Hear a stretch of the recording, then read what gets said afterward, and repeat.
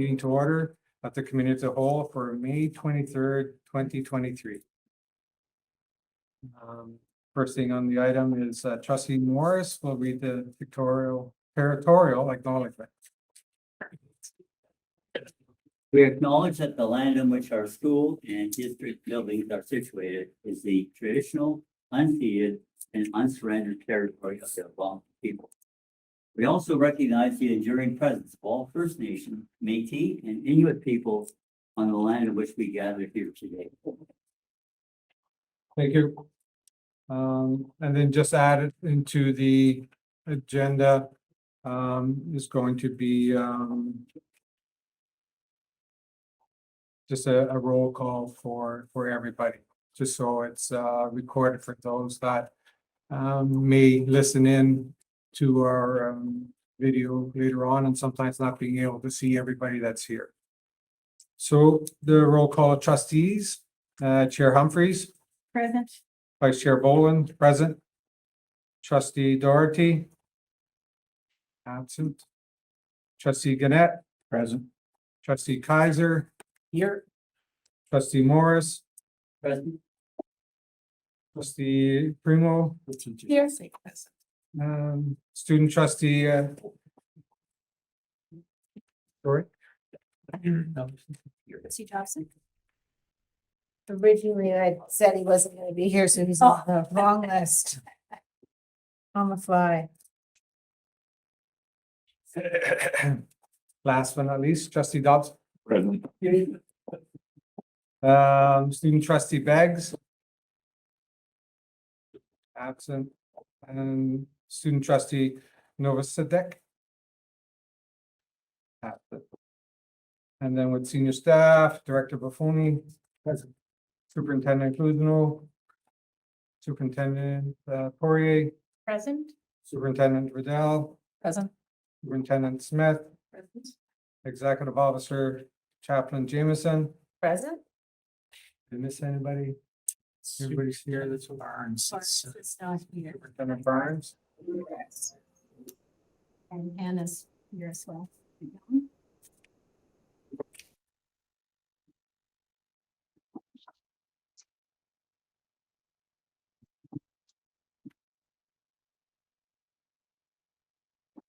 Great, thanks, everybody. Everybody's had a chance, hopefully to have a look at the agenda. I need a mover and a seconder to approve the agenda for the committee of the whole. Thanks, Dave, and a seconded by Brian, all in favor? Thank you, that's passed. And right away, we're gonna go into closed session. So again, I need a new mover and a seconder for that, please. Thanks, Dave. Dodson, and seconded by Mike, all in favor? And we're in closed session.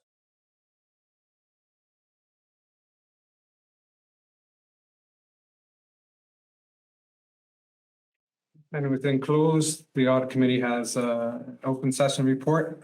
So we again met on Wednesday, May 10th, 2023 to discuss the following items. The 2022-2023 regional internal audit update, the fraud policy review and administration procedure review, and external audit plan for the year ending August 31st, 2023. And out of this, there were two recommendations. So the first recommendation is that the Renfrew County District School Board Audit Committee receives for information the May 10th, 2023 REAT update. And we'll just do that one first. So I need a motion and a seconder. Thank you, Jordy, and seconder. Thank you, Dave Kaiser. All in favor? Thank you. That's passed. And then the second recommendation was a letter to the Ministry of Education. So that the Renfrew County District School Board Audit Committee Chair send a letter to the Ministry of Education in support of reviewing the budgets for the Ontario Regional Internal Audit teams. So just a little history with that. So our audit, or our regional internal audit teams, they have not had an increase in their budget in the last 10 years. So essentially their budgets have been decreasing to the point that it would affect us this coming year Normally, she would be able to do 4 audits, for our board kind of thing. Or for like major pieces of work, and this year she's saying that she'll only be able to do 2. So it is affecting now the what she can do for each of the boards that she's tasked to look after. So I'm not sure if it will help. I mean, I know we have lots of input, with the minister there, so let's see what we can do. So that letter's yet to be drafted. So that's the history on that. And just need a mover and a seconder for that, please. Thank you, Susan, and seconder Mike, thank you. Any more discussion on that? No, thank you, that's passed.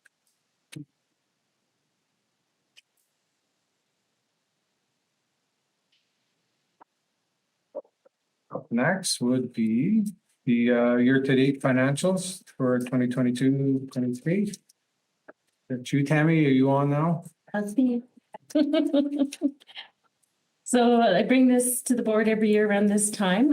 It's our year-to-date status to the end of April.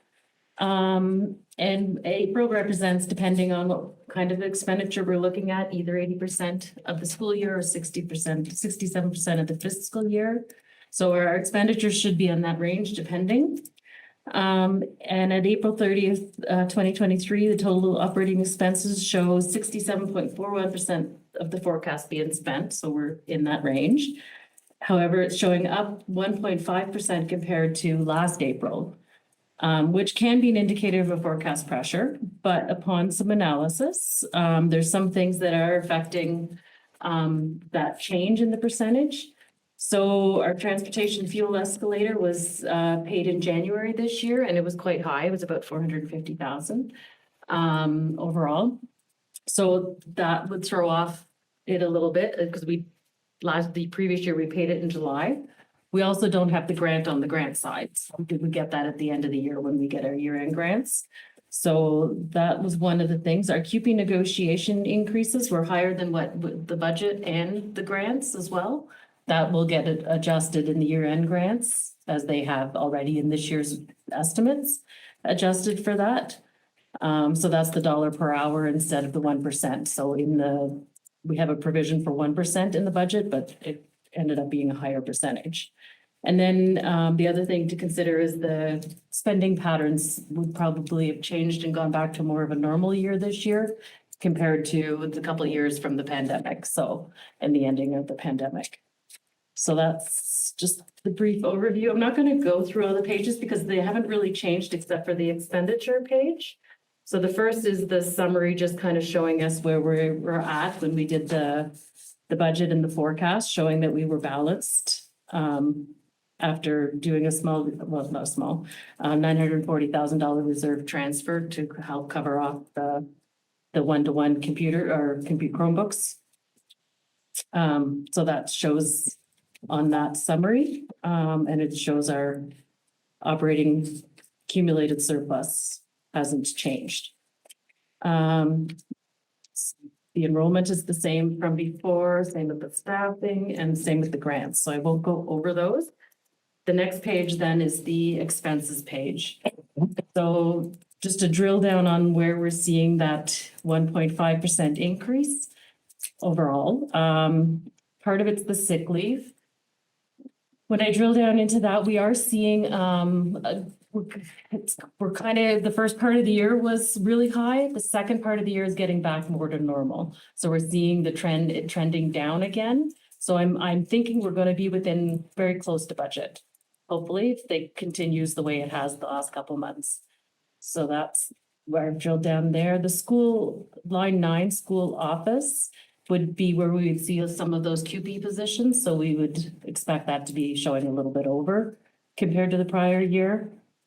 Same with board admin would show some of that in there as well. Some of our staff are the QP unions in there.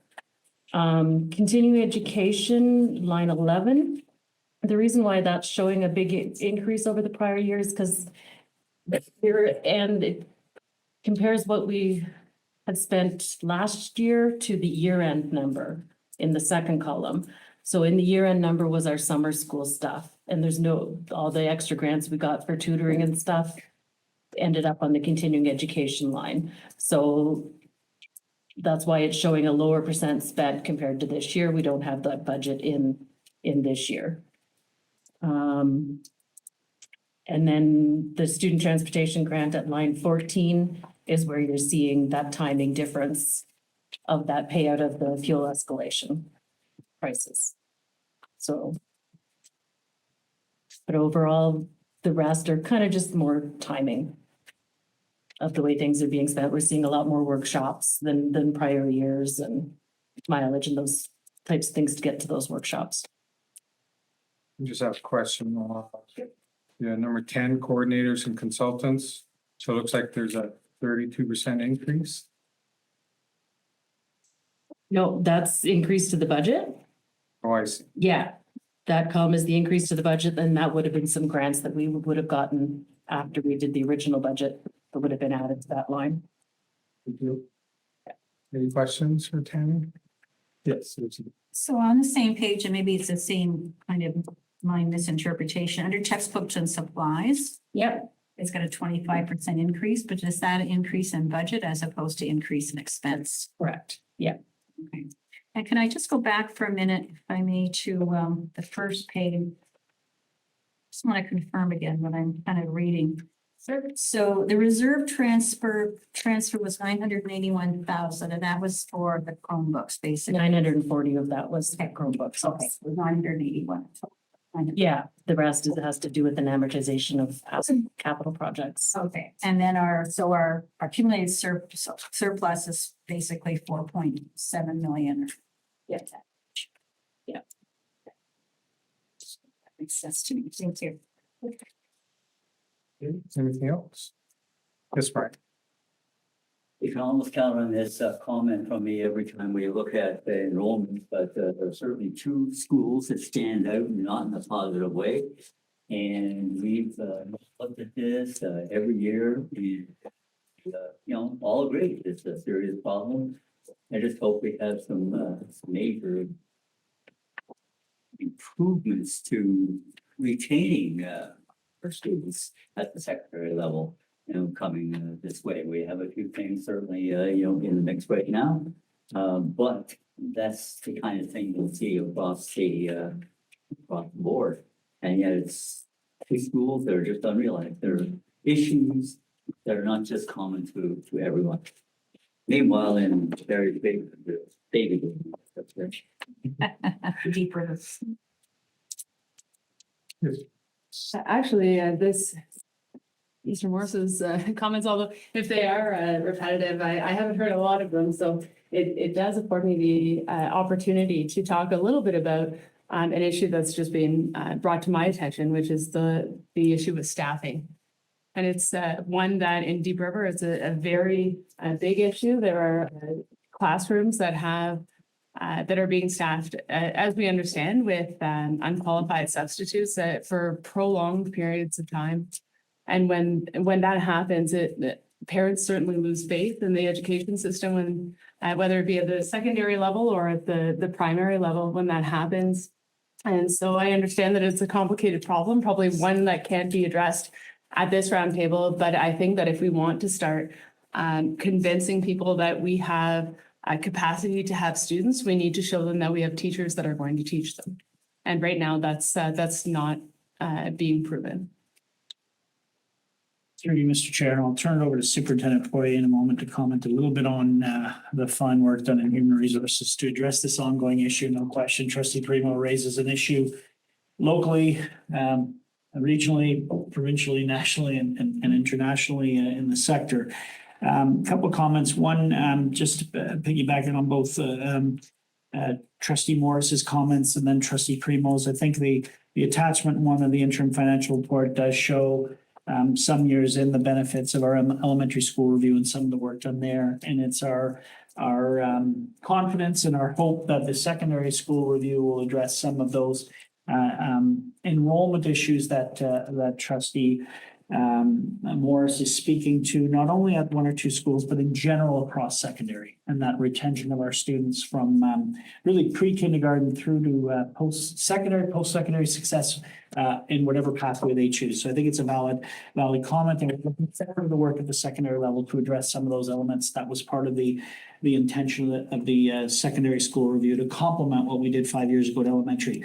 In terms of our staffing and some of the shortages, again, I'll turn over to Superintendent Poirier. Did want to let Trustee Primo and the Board of Trustees know that our organization, as well as others across the province, are working with stakeholders, including the Ministry of Education, faculties of education, around other ways to look at the retention of individuals, the notion of a 2-year Teachers College program versus 1 year, which has had an impact. The other most recent announcement that came out today, and that we hope will have some application in the education sector, is the provincial government's lifting of fairness barriers on individuals who are qualified or trained in another country in a specific profession. And it started with the engineering profession, where if you're qualified as an engineer in another country, your ability to get employment in Canada has been made somewhat smoother, although there's some checks and balances for all the right reasons. It is not as much of a barrier it was in the past. And I hope, because we do have a number of foreign trained educators, that will apply to this sector as well. So I think Trustee Primo raises a great point. Those are two just to add to the conversation, but I'll turn over to Superintendent Poirier, because it is a challenge for us day in and day out, no question. Thank you, and I'm trying to think what I'm going to add on. It's the reality is, that's the reality. And I believe it's the reality at every school and every district. I know those are the conversations that we've been having. It's certainly something that people are looking at specifically around French. At secondary, it's a conversation around qualifications in specific areas like math and sciences. That's another area that we really have struggled with this year, to find qualified people. And I know that even some conversations that were happening with the universities in terms of looking at, how many students do they have in a cohort that they used to have in the past, they're finding it more difficult to find people coming in to do those specializations at the high school for secondary programming. So some of the things that we are doing, of course, is very consistent reach out to people, both in the community, but also as we're watching future grads come through and trying to reach out and encourage them to come back to Renfrew County and to join us. And another thing is also investing and promoting investment in the people and staff that we currently have. So at secondary, for example, we've made some changes when we go through staffing that puts an emphasis and support on qualifications at the secondary, at the senior level. There are some, there's limits in terms of the way that the ministry has already defined what your qualifications need to be, but we've worked together to try and ensure that we can have people qualified or willing to become qualified. That's an important piece that we can look at and think about how can we take people that we have and invest in them more. And then the other piece is at elementary, for example, this year we did do, in addition to a pilot program that Queen's University was running, we did make an agreement. It only ended up working for one person, but it was our first go at it. He was an educational assistant who's doing a teaching placement right now, teaching French. She's a French language speaker. She has background in education, clearly. She already works for us. And, we worked with the unions and others to make that happen. So she has a commitment to getting her education, and she's able to work while she's doing that. So, those are some of the things that are happening. The problem sometimes is it's not fast, right? They're not quick answers where all of a sudden you're going to go, oh, we got 20 more people now.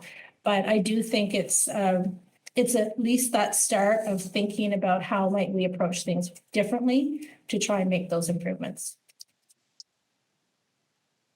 Thank you. I might Follow up? follow up. Yes, just following up on Director Buchanan's comments, as well as Superintendent Poirier's. With regard to the foreign trained staff, this is, I think, an excellent initiative.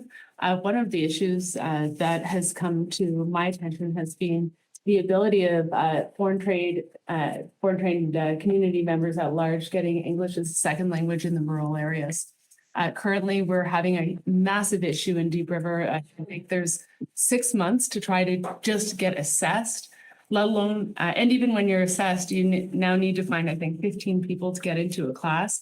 And so if we're trying to attract these foreign trained professionals, we certainly need them to be able to have English as a second language available to them. And that's not exclusive to the school board. So I recognize I'm kind of shoehorning some issues that I have into this committee meeting, but that's what I'm doing here. So I do think that that's an issue, and I think it plays directly into one of the proposed solutions for staffing. The second issue that Superintendent Poirier correctly and very aptly raises is the delay in getting teaching staff.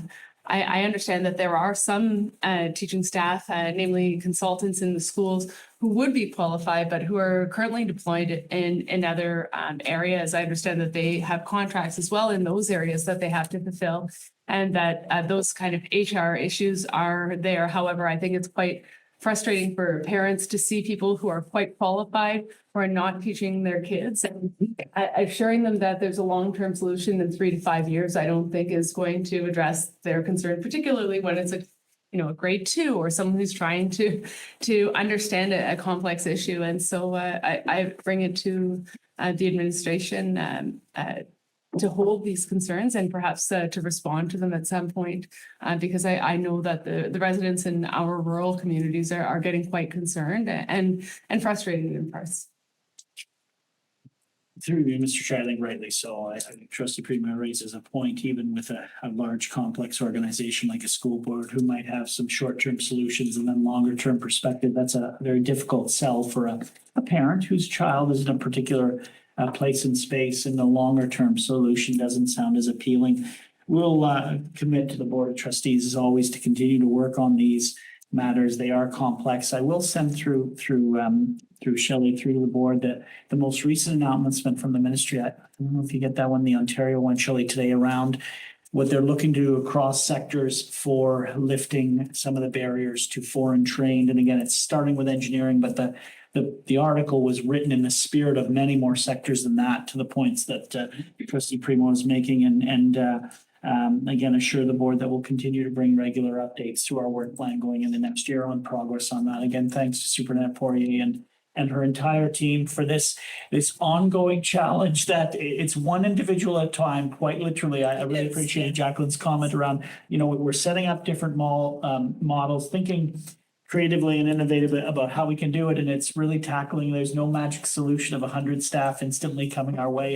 It's one here and one there that adds to the collective to address the very points that Trustee Primo you're raising. They're all valid and accurate. In addition to, we're looking into, and I apologize, staff hasn't yet responded to your email around the ESL training piece. We're looking into some of the elements, because some of those happen in the larger centers like the National Capital Region, and how we can make the connect to the Valley a little more fluid. So we're looking into that, and we'll get back to you if there's any progress on that front too, because it's an issue even in the larger centers where you'd often think that they've got a greater abundance of people. It's the same kind of issues, to Jacqueline's point, around every board going through the same kinds of predicaments. And what was once shortages in some areas like French, we've gotten to a point where we've got shortages in English. So it's challenging for us all around.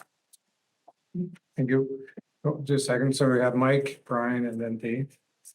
Yeah, I'm glad that Pino brought up the point where, around the world trying to attract the best people. And I think that they're trying to loosen up the restrictions and make them more pliable. And I appreciate that. And Jody also said the same thing. But I think some of our young university-bound students, not just here, but provincially and maybe globally, some of them are maybe second guessing going into teaching.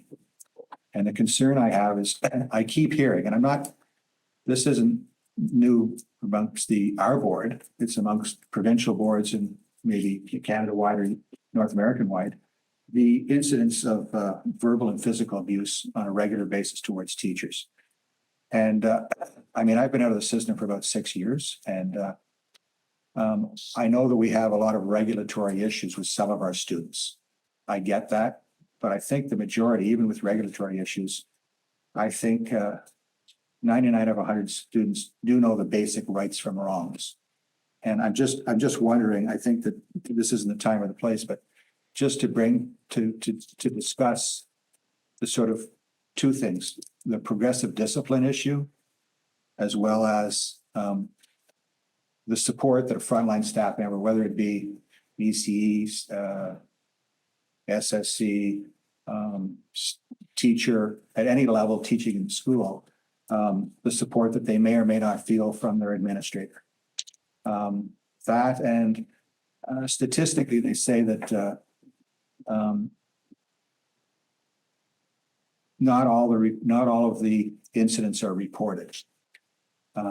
So I do know that unions are on this and they've got their own information, but I would just like to see, I would like to start gathering some information board wide, not pointing fingers, just say, where are we going with this? Because I do think to retain teachers in the long run, good young teachers, I do think we have to look at this. And I'm just generalizing because I've talked to our director about this a few times recently. And I do think it's an issue, and I do think it's an issue that, in fairness, COVID has compounded or put the spotlight on even more.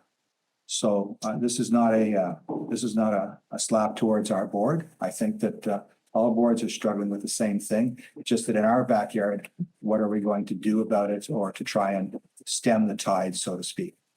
So thank you for your time. I don't know if our director wants to say anything. Through you, Mr. Chair, and I know we're veering from the year-to-date financials here, but these elements are somewhat tied together. What I will start with, and then I'm giving both Superintendent Smith and Kuzno a moment to be prepared to speak to a couple of items. You can always count on me for an intro to get yourself ready.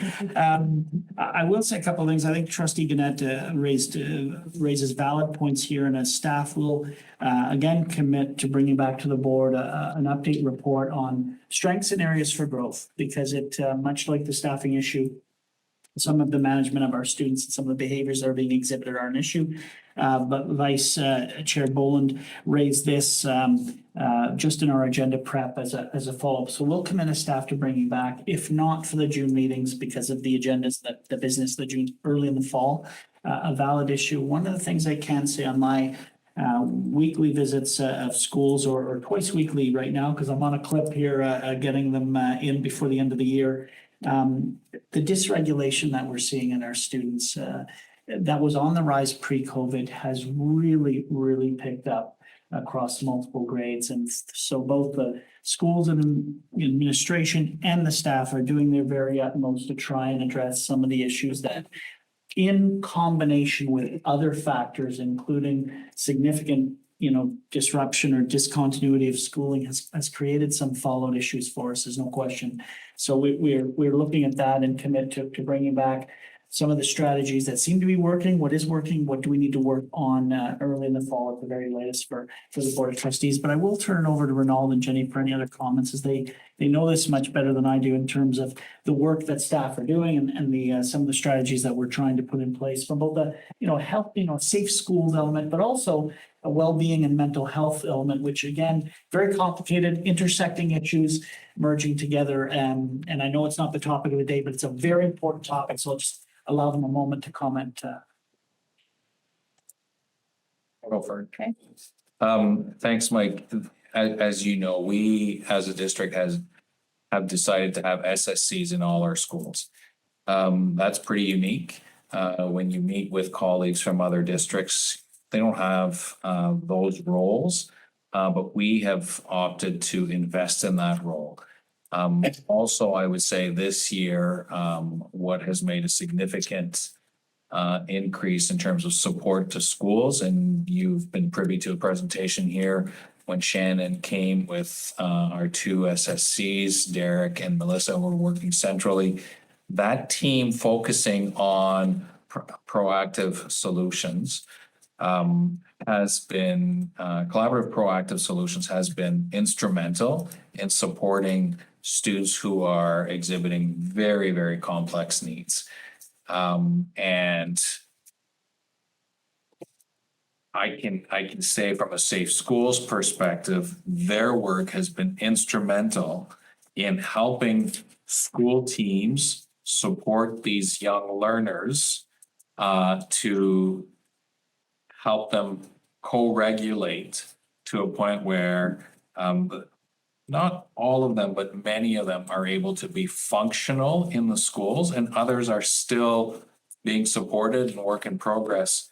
But we've been able to support them from that avenue as opposed to simply suspending those students. And there is a group, an age range where we are not able to apply discretionary suspensions because the ministry has changed the act. So when you're asking what have we done locally, that certainly has been an investment that we have done very intentionally, that is certainly yielding some results in our schools. And just to add to that, it is interesting because as Ronald said, Shannon and the team, we're here to present, and you know, at the beginning of that project that they've been involved in, they didn't necessarily see the full scope even of the work that they would be doing as a result of that project. And especially in this year and the amount of time that they have been supporting school teams and responding to really complex needs that have just continued to grow. The other piece that we're trying to work on as a result of that work and just stemming and really trying to put together a strategy that pulls both a mental health and a special services perspective together. So we have a committee that we've put together to just take a really good look at how, like you said, how are we supporting schools?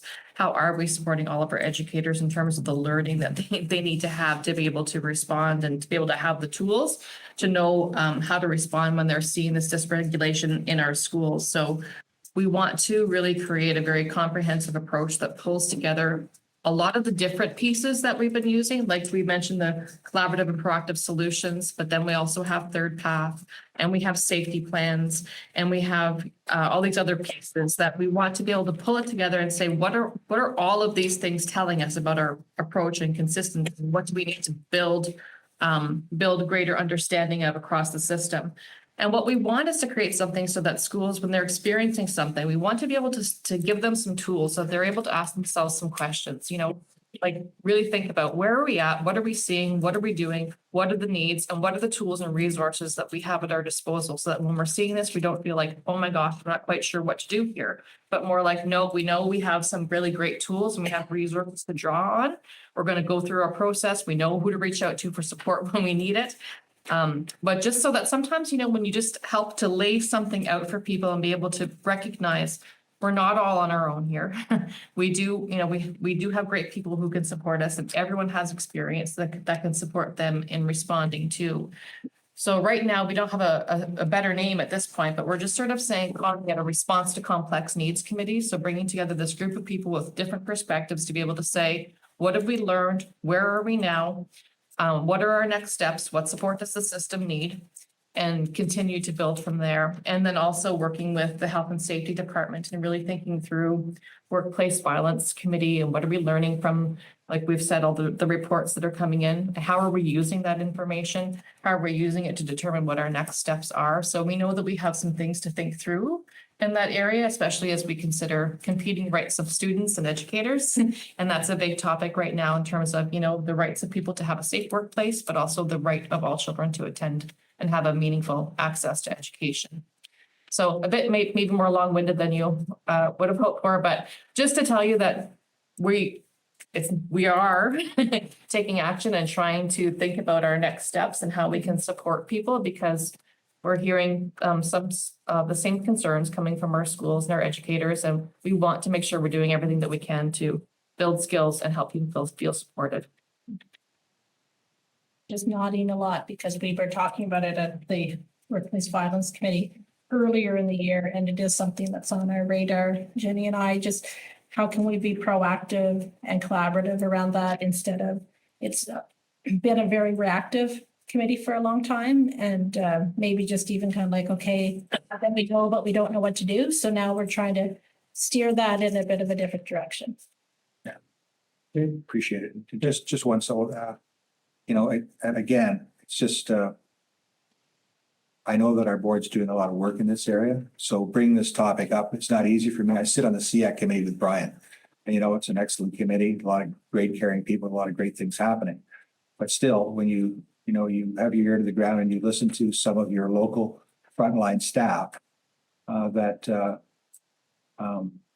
have been around for a while, and I mean, COVID's an easy target. I think it drew the spotlight harder because of COVID, but I do think that it's an issue that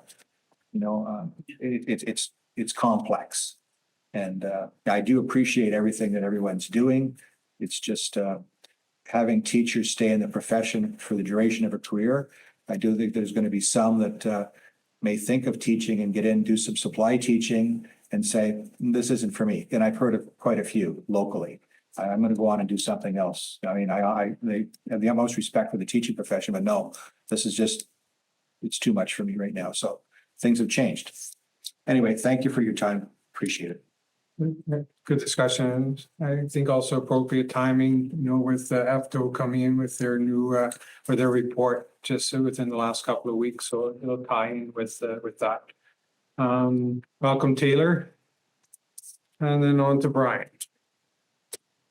I remember what I was going to say. A meeting can be going off in a very clear direction, and then all of a sudden a comment is made and we're off up 90 degrees up into the boom somewhere. Well, I guess that's good. I really appreciate a lot of the comments from our superintendents and our director. When we take a look at all the things that we've embedded in our secondary school review, everything that the director and Victor was talking about, absolutely true. I hate to use this, your word here, spot on. It really was, and is. But those are system approaches. Those are broad strokes. When I look at the enrollment here, these are not broad stroke problems specifically. They're idiosyncratic to those two particular buildings, and they're different, very different one from the other. And you just can't, like, taking a piece, sorry for the analogy, piece of bread, nice smooth peanut butter, because the bread has two holes in it, and you just spread the peanut butter over, and instead of a nice level piece of bread with peanut butter on it, you got two holes still, but peanut butter is something else. You got problems with two schools that are very different, and they need a concentrated focus in order to bring them more in line with the other schools that we have. So we have those broad strokes and deal with the issues there with all 7 high schools, for sure. But there's something else why there's a distinct hemorrhage of students years after year from these two schools. The one that is being reported that I'm speaking in particular about. 6 years ago, when we first got those sheets that were looking at enrollment for 10 years ahead, they said that this one school is going to be 585 students. I'm talking about 490 something. Where did they all go? Well, I guess it's kind of safe that we under and they say, well, that's the way it's supposed to be. Anyways, enough of that. I know our director has heard me go on and on about this kind of thing, but there are specific problems that need specific solutions. Otherwise, we're going to hemorrhage into areas and do okay in others.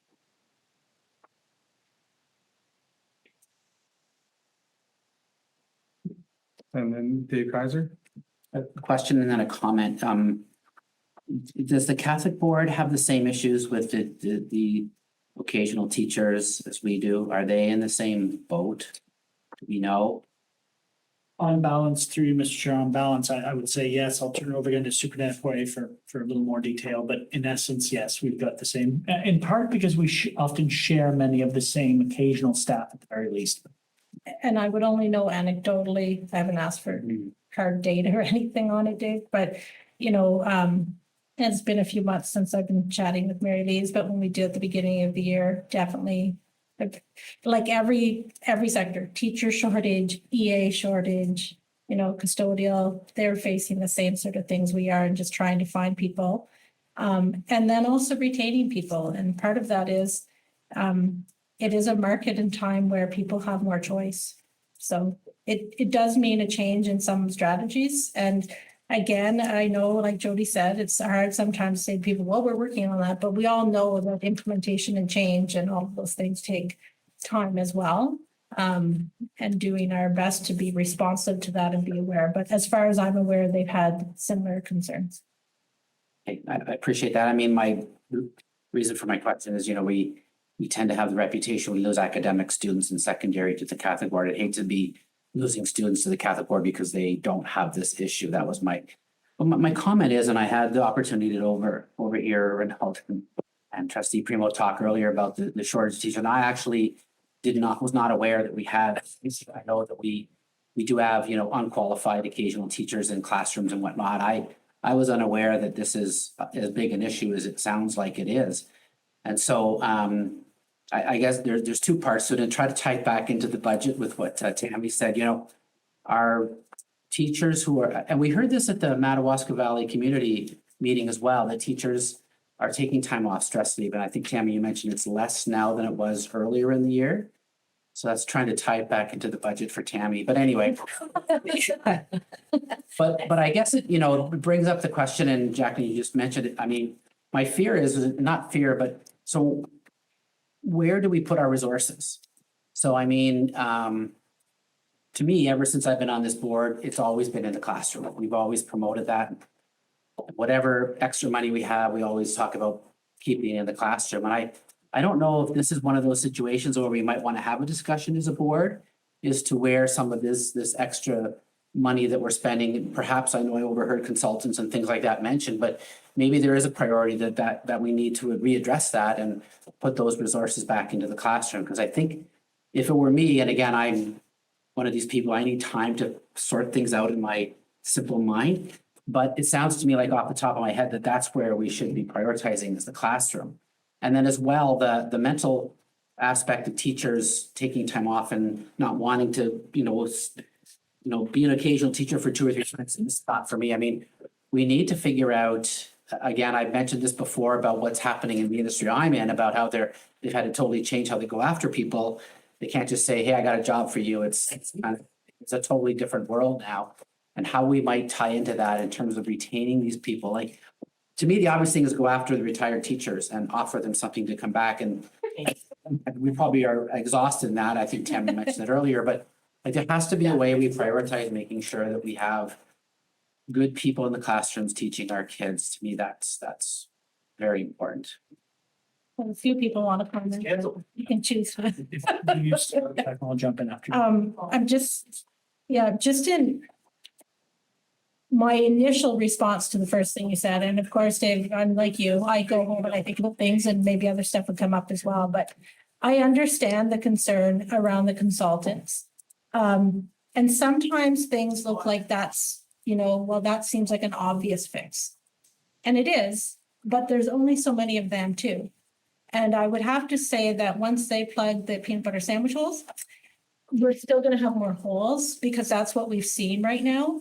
And when we think about some of the things, even when Jenny was speaking about, and it's not quite the same role, but it's still important, the school support counselors and Shannon Cassidy-Rulo's piece, if we're going to help support the mental health and well-being of our staff, they also need to know that they have people that are supporting them in the classroom, both with behavior, but also curriculum needs, new teachers trying to understand, the new changes and ideas that we're getting from the Right to Read report.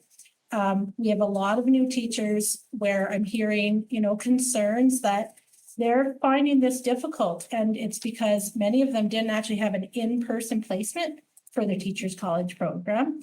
And so they weren't dealing with a lot of these things. So having people beyond the principal who can support that, I think is important. And I totally also understand that rationale. I mean, we had one point in the year where we did say we just need one of the consultants to go and do some things for a period of time in this school because we can't keep doing this. We need to interrupt it. But it's kind of that kind of whack-a-mole situation in some ways too. So it's a consideration, but then there's the big picture around that I think we need to think about as well. And I'm trying to remember what your second part was, and I should have wrote it down, Brian, like you said earlier, which was, what was the second part you were asking about? So I think it was more to do with like the teachers leaving, like how do we, Thank what you. are we doing so Yeah. that they don't take, stress leave and things like that? And I Yes. know it's, and I mean, my previous question, I know was a bigger issue than what I was portraying, but this is No, I the get it. same kind of idea, but Yeah, so if we have 10% of the staff off on stress leave, if they weren't on stress leave, it would certainly reduce the issue we're having that I absolutely. overheard earlier. And so Yeah. how do we, And that's the part is like, how do we get ahead of that? We had lots of conversations and you would hear us talking about being upstream for people in classrooms. So we get upstream to a concern that a student might have, so we don't have them, downstream going over the cliff. And the same sort of idea with staff. So some of the things in my role that I'm hoping over the next little bit, when I was at the labor symposium that Susan was at, I attended a number of sessions of wellness programs that they put in place for staff and considerations, a few school boards sharing like how they took a look at the attendance issues that they're having and were able to make some positive changes. And Pino and I were just chatting about that last week too, thinking how can we implement something within our district? Because I feel that is something we need to do. And I feel like if you have anybody, you stay in a job, an organization because you believe that one, you feel fulfilled in it, it's positive, and that people are investing in you and giving you feedback and saying what to be successful here. And I think that's kind of some of the stuff that I'm hoping we can start looking at putting something in place even beginning next year. So I just thought of something to add, if that's possible. Like, I just thought of this and I should have thought of it earlier, but like at the company I work for, so the stress leave and people taking time off, it's through the roof. It's like we can't almost function some of our departments because people are on leave. And so the talk around, and I'm not in the management side anymore, but I still hang out with those guys. So the talk is that, back to Mike's comment about we don't want to blame COVID for everything, but is that it's the isolation. So in our company, they don't have to go back to the office. So they're starting to review this and say that that's a big issue. They're all on their own. They're working from home. They have no support. They have not. And I know it's not the same for teachers, but maybe there's something of a bit of a clue in that aspect of being part of a team or being part of a group or that social aspect of your job. I think maybe people are forgetting how important that was before we entered the isolation. Maybe that's, I don't know whether, I'm just talking, maybe the board invests in, social activities for teachers at schools, can't be wine and cheese, but things like that to make people feel more comfortable and more part of a team and part of sort of that overall educational experience. I don't know. Just because it's just coming up at Cisco now and they're looking at this going, what's happening? And that's where the senior management's headed. That's the issue, one of the issues. no, for sure. And I think similar to we have student voice, we need to hear the voice of all of our different, groups and say, what are some of the things that you think would be helpful? And then see what we can do to mobilize on those. Mr. Chair, again, fascinating conversation. I think Trustee Kaiser raises a few good points, and I appreciate Superintendent Poirier's comment on getting upstream as quickly as we can. And that's part of that, although it's not huge for our district and we're judicious about the size and composition of the centrally assigned staff, it's one of those key factors that keeps staff engaged and motivated and supported in their work because of the point. And I really appreciated how we do often have our central staff interrupt the cycle that's happening. And our staff often call out to say, we need some help. What we're doing right now isn't working. We've done our utmost. And that support provided, whether it's in literacy, numeracy, social work, in essence, mental health, the SSCs, all of that small cadre go to support and move the organization forward in different ways, not only reactively when there's a problem, but when new initiatives come out and we need to do the professional learning. And to your point, I think it's well made, whether it's, you know, the organization you're in or this one. You know, salary is always a factor, but it's rarely number one for an individual. It's rarely number one. Number one comes to a series of other complex factors, and one of them is the ability to get support when I need it. And that's where that central cadre, it's true. Could we take that small amount of monies and reinvest in the classroom? We could. Some of those monies are sweatered, so it's complicated. It's not just, you know, if you don't have a position, you lose the money. But some we could, but we need some delicate balance. And when we bring the rest of the budgetary pieces forward, and I appreciate Tammy's here and we'll speak to Jen, we'll bring a bit of the narrative on where that central support goes to help the rest of the system overall. Again, it's not as much as we'd love centrally, but we also know we can't overload the central pulling from the classroom. So there is this delicate balance that tries to get, as Jacqueline said, as upstream as best we can, knowing we've got multiple factors at play and knowing staff when they do reach out for support, they're not doing it frivolously. You know, in all of my visits, when they describe an issue, I'm impressed and inspired, to be frank with you, with the multiple layers of what they try to do in advance of reaching out. Nobody's calling to just keep us busy. They're calling because they're struggling in some aspect. And I respect the fact that they're doing so. So again, huge thanks to Jacqueline and the entire, Renal, Jenny, Kristen, everyone for the multiple layers that we try to work at this, because there are issues in the system that we're trying to get at. Thank you. Welcome to Eva. And Brian, you had a question? Yeah, I gotta try right now. It's good. Some of the basic problems are, we talk about market share and we wonder why we're not growing. Why is it that others are growing? Try to look at it from the parents' standpoint. They want the best for the kid, for the child. And if they're not getting it in one school, they're going to find it somewhere else. And so we have to know, what is it that parents really want? What do students really want? Well, students who are ready to head off into university or college or some, significantly high-class programs, they want quality education. They want rigor. And if they're not getting it in their home school, they're going to look elsewhere. They also want students who are, say, in transition from elementary into secondary, and now with the streaming to be not just survive, but to thrive. And so you need to put, your resources in those two areas and undoubtedly others. And we do really a great job in so many areas, but the resources need to be fine-tuned because the public, what they see is what they act on.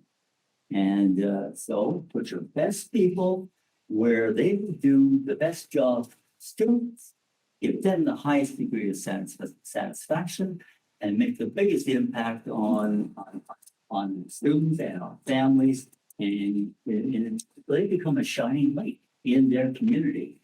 I think we've lost that in a lot of ways. And we need to do that again. And it's not just teaching the ones that are heading off to university.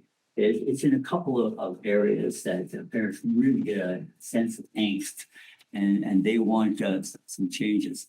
Your kid's heading off to the math quiz and heading off to university and they get somebody in teaching your class. They already know more than that teacher. I think that's a problem. There's some glaring examples here.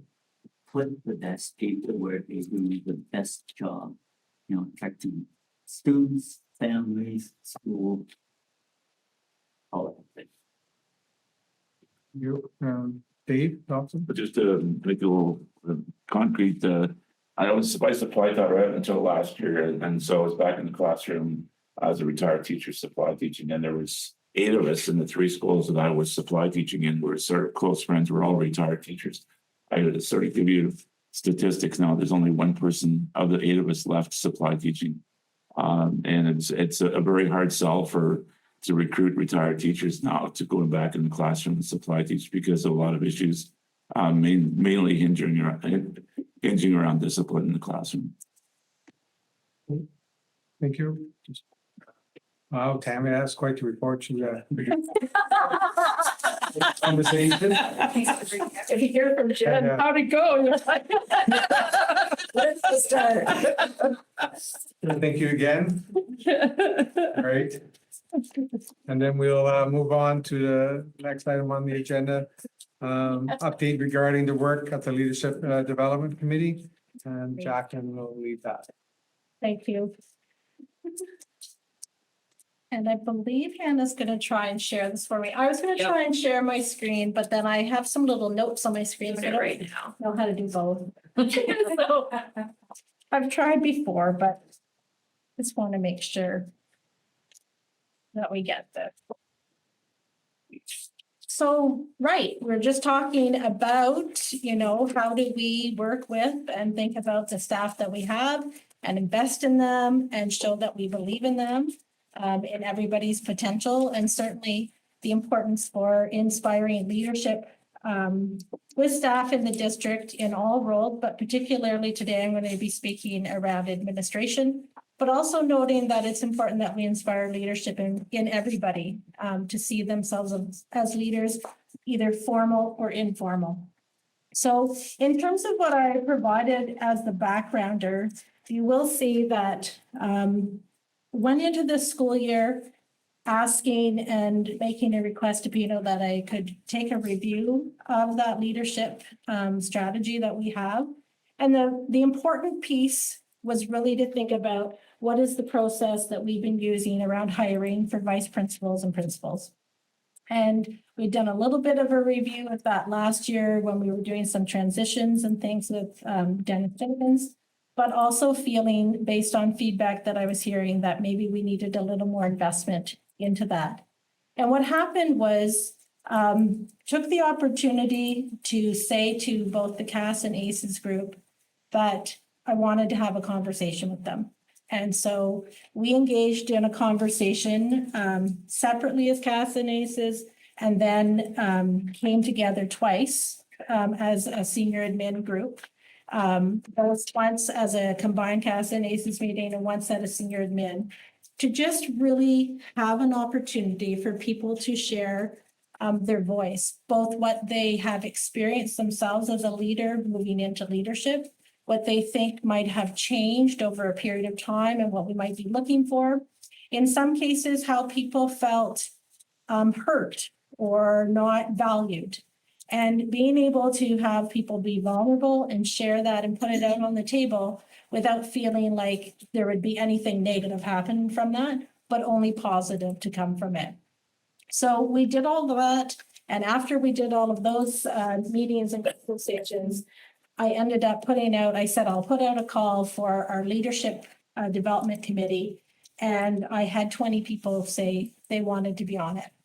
And so I decided that they would all be on it. And it's not usual for you to say you'd have a committee of 20 people. But again, in terms of this and thinking about staff and their sense of efficacy and their value, it was important that those 20 people felt that they still had a voice to be heard. So that's what we did. And it's worked out, in my mind, quite beautifully. I've really enjoyed it. Everybody who's come to the table has had a lot of positive things to offer and just suggestions of how they want to invest in the future of leadership development in our district because it's important to them. And I think that's a really important piece that I really wanted to highlight. So one of the things that we did as the committee was we looked back at all of the pieces that were submitted by the entire group of senior admin. It was on big like butcher paper and stuff like that. And then reflected ourselves and said, what are the things that keep coming up that are important? And two of the most important things that kept coming up was that people wanted, in terms of hiring and leadership development, they wanted it to be transparent. That was huge. That's the biggest thing that came out. The other thing that came out is they wanted a leadership development strategy that was really specific and invested in growth in leaders over time, recognizing that you don't walk into a leadership position and you've arrived and that's it. You don't need to learn again. And also recognizing that somebody might feel that they're ready to lead, but with some feedback might be more ready in another year or something like that. And really think about how do we give that feedback? So our historical piece has been the feedback's been kind of like, a conversation with somebody. Part of what gets developed, and I'll show you in a few minutes, is that we have a tool that acts as a rubric that's very specific so that people are getting that feedback directly linked to the things that we're going to assess individuals on in terms of hiring. But also the tool is something that we will keep using throughout the career of an administrator to continue to develop their own growth and build over time. The third thing was mentorship. Historically, we had a fairly strong mentorship program in the district. And then it kind of got difficult to maintain. So we've spent a lot of conversation thinking about what that might look like going forward. And you'll see that show up in what I present today. So when we broke it all down, we decided that there were a number of different areas that we wanted to frame a leadership strategy on. The first was recruiting people, selling them on the idea that they should really like to be an administrator in the Renfrew County District School Board. So that's the first piece. Then we worked diligently on a hiring process, and then support for new administrators, and then that ongoing mentoring and change. So if I take a look at the slideshow, and I know that, Hannah, next slide, please. Sorry, I forgot already. Tell me. So I know you did get an opportunity to see this, and the next slide has something that you didn't get to see, but this is laying out very clearly, this is what our recruitment will look like. And what we want to do is hit early every fall and do the aspiring leaders dinner that we've done in the past, which is inviting, like a call out for anybody who is considering being involved in leadership to kind of learn more about what does it mean, leadership in the district. How do you get from, is this for me, to I'm committed? And so that would be our first thing. And then we would, throughout the school year, provide opportunities for this group of aspirants to do some learning. Might be, we might offer an after-school session online to do some learning together. We may offer opportunities for people to go visit some schools and do that kind of informal mentorship with a principal or a vice principal. Opportunities to build in that feedback. So what we're wanting to do with the whole senior admin team this year is look at this rubric that you'll see shortly and build that into the language we use when we're speaking with each other and with potential aspirants. And then you'll see that in the spring, we would say you go through this process, and it might not just be 1 year. This little thing could be a couple years. It could be 1 year, but that you're saying, I'm going to apply for a position, and we would post every spring. Of note, there's a little asterisk that truly, even though it shows complete PQP part 1, complete part 2, that as long as people have part 1 prior to they start their assignment and ability to complete part 2 in their first year, they would be able to apply. And that's always been our process in the past. Okay. Next slide, please. Or just to interrupt. Oh, sure, yes. QP. Oh, sorry. I didn't even think of that. But it's the principal's qualification program. So in order to be a principal, you have to have part 1 and part 2. So is Thank you, Leo. for like teachers? What about, say, like human resources or like how they? This piece and this development piece is only for teachers, principals, and vice principals right now. Okay, Okay? are you Yeah. doing something similar then? We'll try and do something after in terms of management, but for this year, we were focused on schools. Okay? Yeah. So then the next slide on the hiring process is kind of where, sometimes can be tricky. But this is what we've been looking at. So we would do a posting, and the posting would go out, and it would say basically, my notes aren't scrolling properly. So just 1 second, please. We're saying Renfrew County District School Board is putting out a posting looking for people who are interested to be leaders in the district and enter their leadership pool. And in order to go through that phase 1, I'll click on it in a minute. People would submit a digital artifact, and then there would be references and a self-assessment done. If, you know, people get through that, they may be successful in that, and they'll be told at the end of that green piece, okay, you're in our leadership pool. And that means if you're in the leadership pool, when the second posting comes out, which seems to have two P's on it now, but I'm not sure why. When the second posting comes out, it would be we're doing hiring for vice principals to be placed in a placement pool for the year or for principals. So if you go and you reply to that posting, you're in the leadership pool, you say, yes, I do want to be a principal or vice principal. You then have an interview and potentially another reference check. And the reason we have that asterisk is because we could also have external applicants. The external applicants must go through handing in the digital artifact, the references, the self-assessment in order to become a VP or a principal. But any of our existing vice principals, in order to be the principal, only needs to apply and do the interview. And at that point, we'll do another reference check because it could be 5 years since they applied the first time. We're not asking our existing vice principals to go back and do the things that put them in the leadership pool, because once they're employed by us and a vice principal, we say, you're in our leadership pool. You're one of our people, and you can apply for the jobs. So the reason this little chart says under construction is because, can you click on that link, Hannah? Yeah, I don't have access to the document. I was denied. Darn. Okay, well, I'll share my screen for this part. Okay, I'll stop sharing. Thanks. You have a question, no? Can I, Oh, yeah, go ahead. mine was just while you're doing I that. don't mind. So I'm thinking of, so this is obviously open to external Yes. people as well. Mhm. So when you put that posting out for phase one, that would be a fairly broad posting then that you would do? Yeah. And It'd be like a big call out. right, but phase two would also be a fairly big call out because you could have people already in a lead. So if you had somebody in the leadership pool in another organization, in another board, so where would they come in then? Into the phase two? They would still need to do the digital artifact for us Okay. because we haven't seen what they are offering. Right. So we would still do that as the first screening. So they would come in at phase one, even though they're already in a leadership role Right. somewhere else. But note that you could do phase one and phase two within weeks of each other. Right. Okay, so it's just kind of like when you hand in your resume and your cover letter, you're gonna hand in this digital artifact. Right? And you're gonna do the references and self-assessment.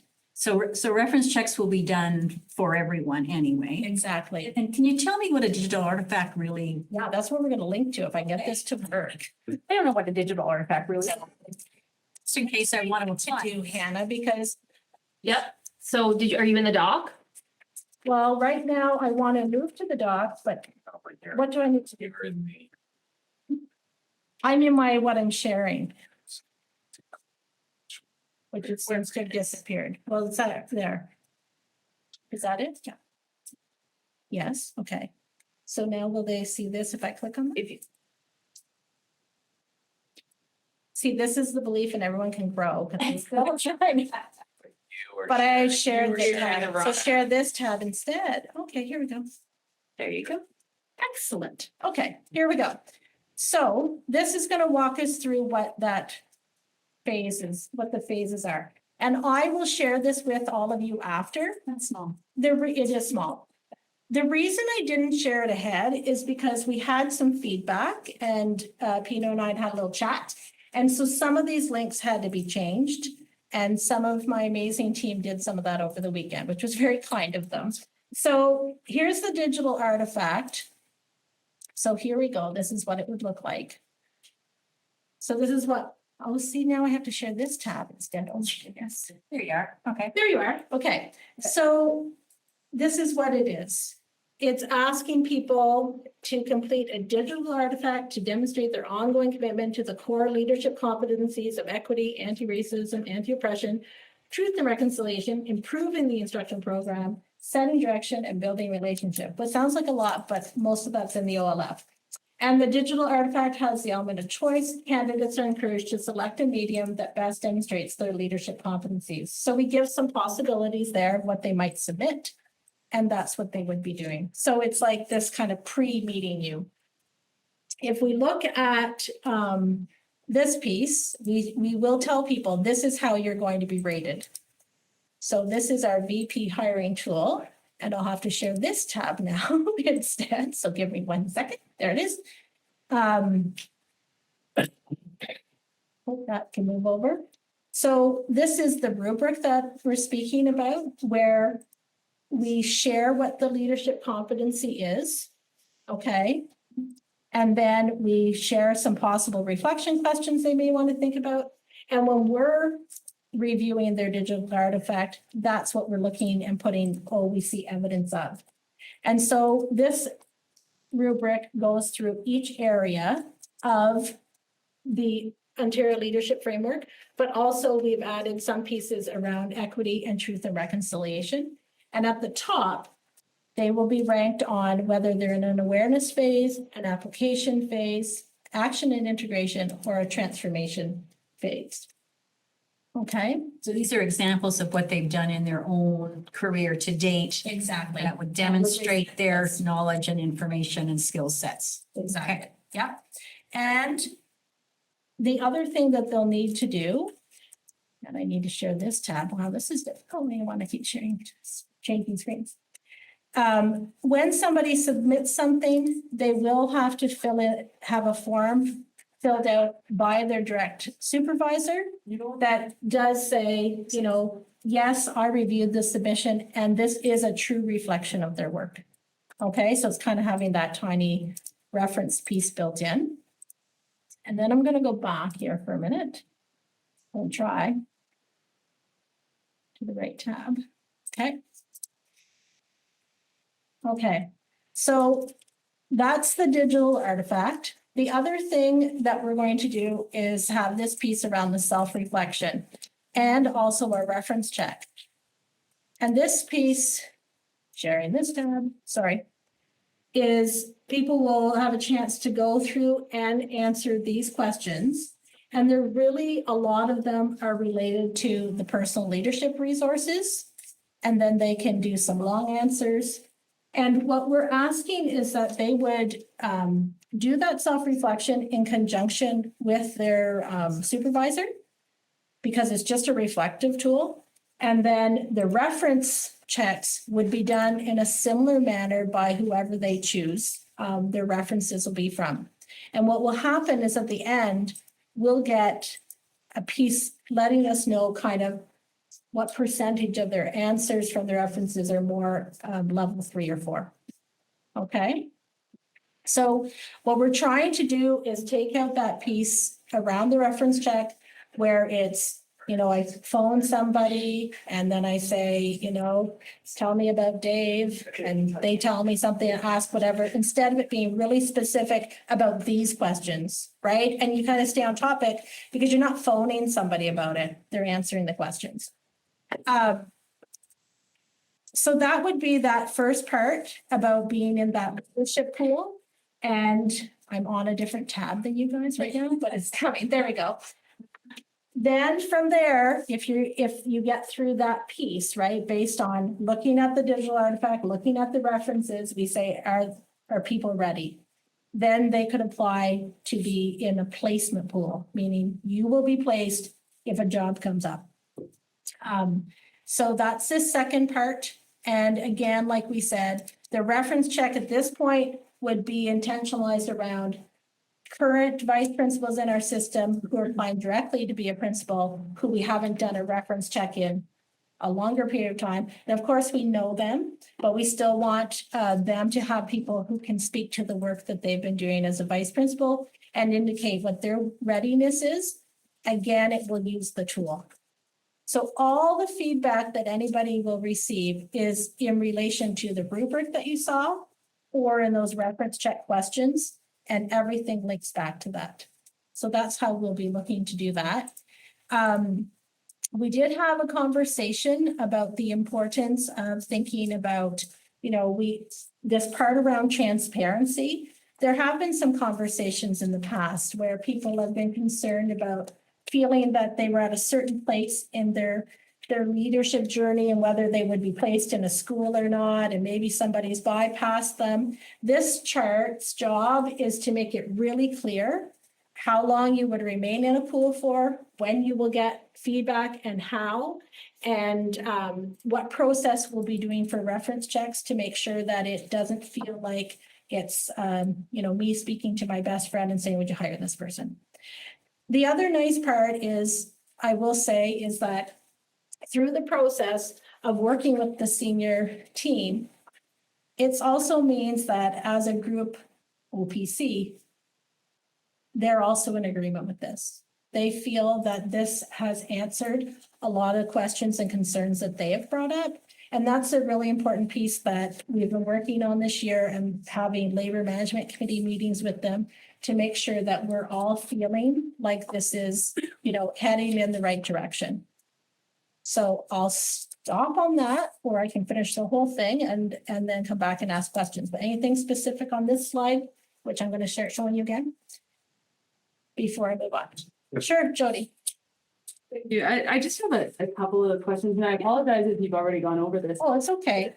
In terms of applicants, do we have a high number of applicants that require sorting through right now for Well- principals?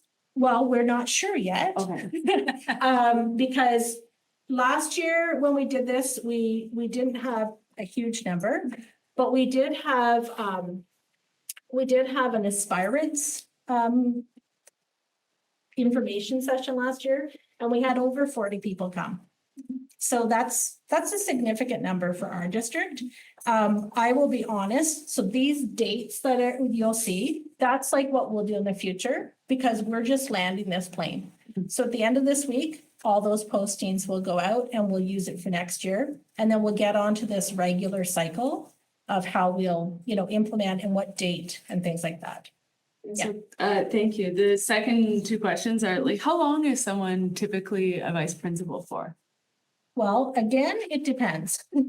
Because sometimes we might have needs pop up in a certain part of the county. And if somebody has been an administrator and lives in that area, it might happen quickly. Then sometimes we've had people who might be over 5 years. So Do we have any data on, I guess my concern, you're wondering? my wondering Sure. is is like, this seems quite extensive.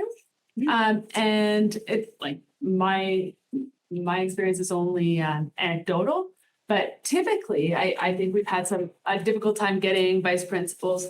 This seems like quite an extensive process, and that the vice principals don't tend to stay around very long, or they go on to do other things. And so I wonder the cost benefit analysis. Okay, so I guess the cost benefit piece is that it's this progression of investment in people over time. And once they're a vice principal, near and dear to my heart, because they're our leadership, right? So how are we investing in people, and what are we putting into it at the beginning to ensure that we're getting people that feel ready and supported to do the work? That's why it's important. I'd also say we haven't really had we have people interested in doing administrative work. The reason it might seem like you don't is because sometimes we have had quick turnover, and we're anticipating really quick turnover in the next few years. Because when we look at the data around who's going to retire from our senior management group in the next 3 to 5, you'll just see so many of them leaving. So the other thing relating back to beyond this hiring piece, going back to here on the recruitment, and then when I get to the other slides, it's similar to something we did, for example, in French with the French teachers. We said, come work in our district. Here's how we're going to invest in you. So this is the same sort of thing. Come be a leader in our district or within our district if you've already been working here. And here's what we're going to invest in over the period of time. So that is really clear to them that we're interested in you as a leader. We're interested in helping you develop as a leader. And once you become a leader, we're still interested in developing you as a leader. All of those things I think are really important for people to say, oh, I matter. So that's why the extensive.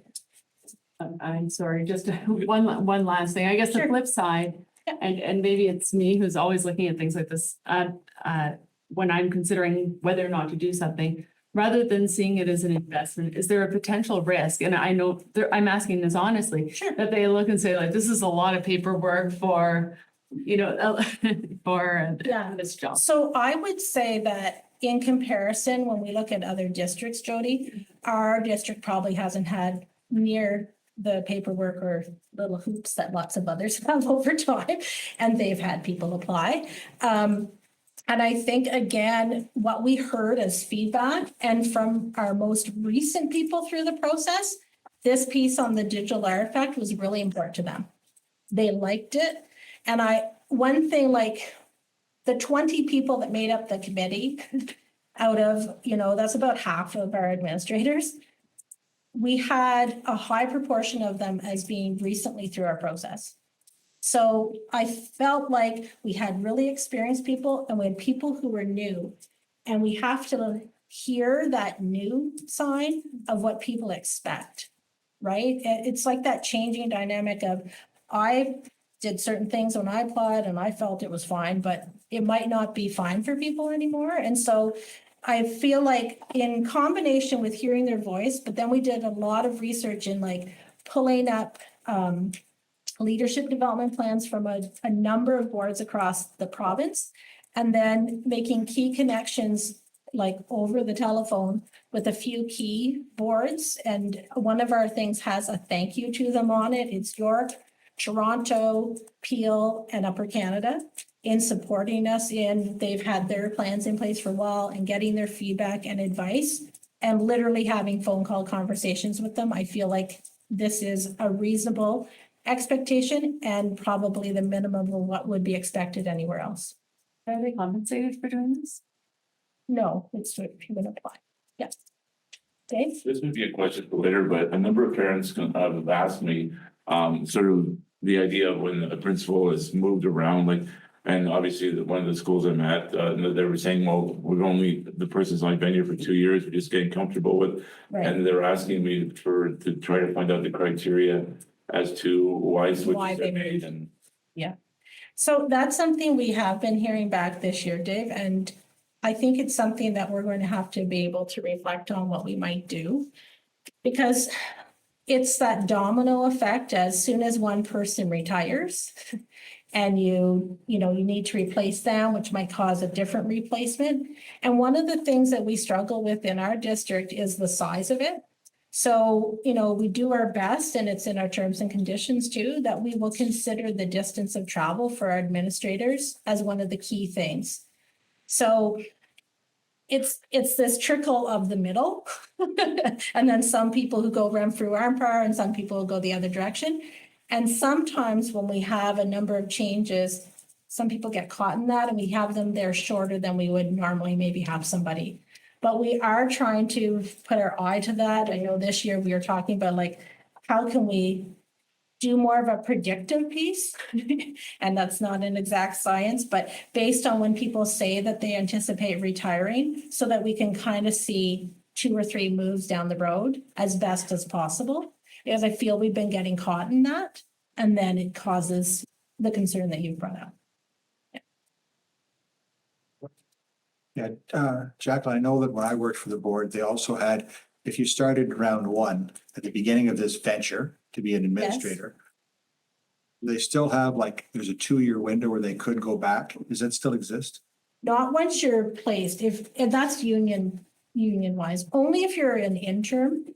Okay, So you can go back after that 1 year, if you've been interim, back into teaching and back onto the seniority.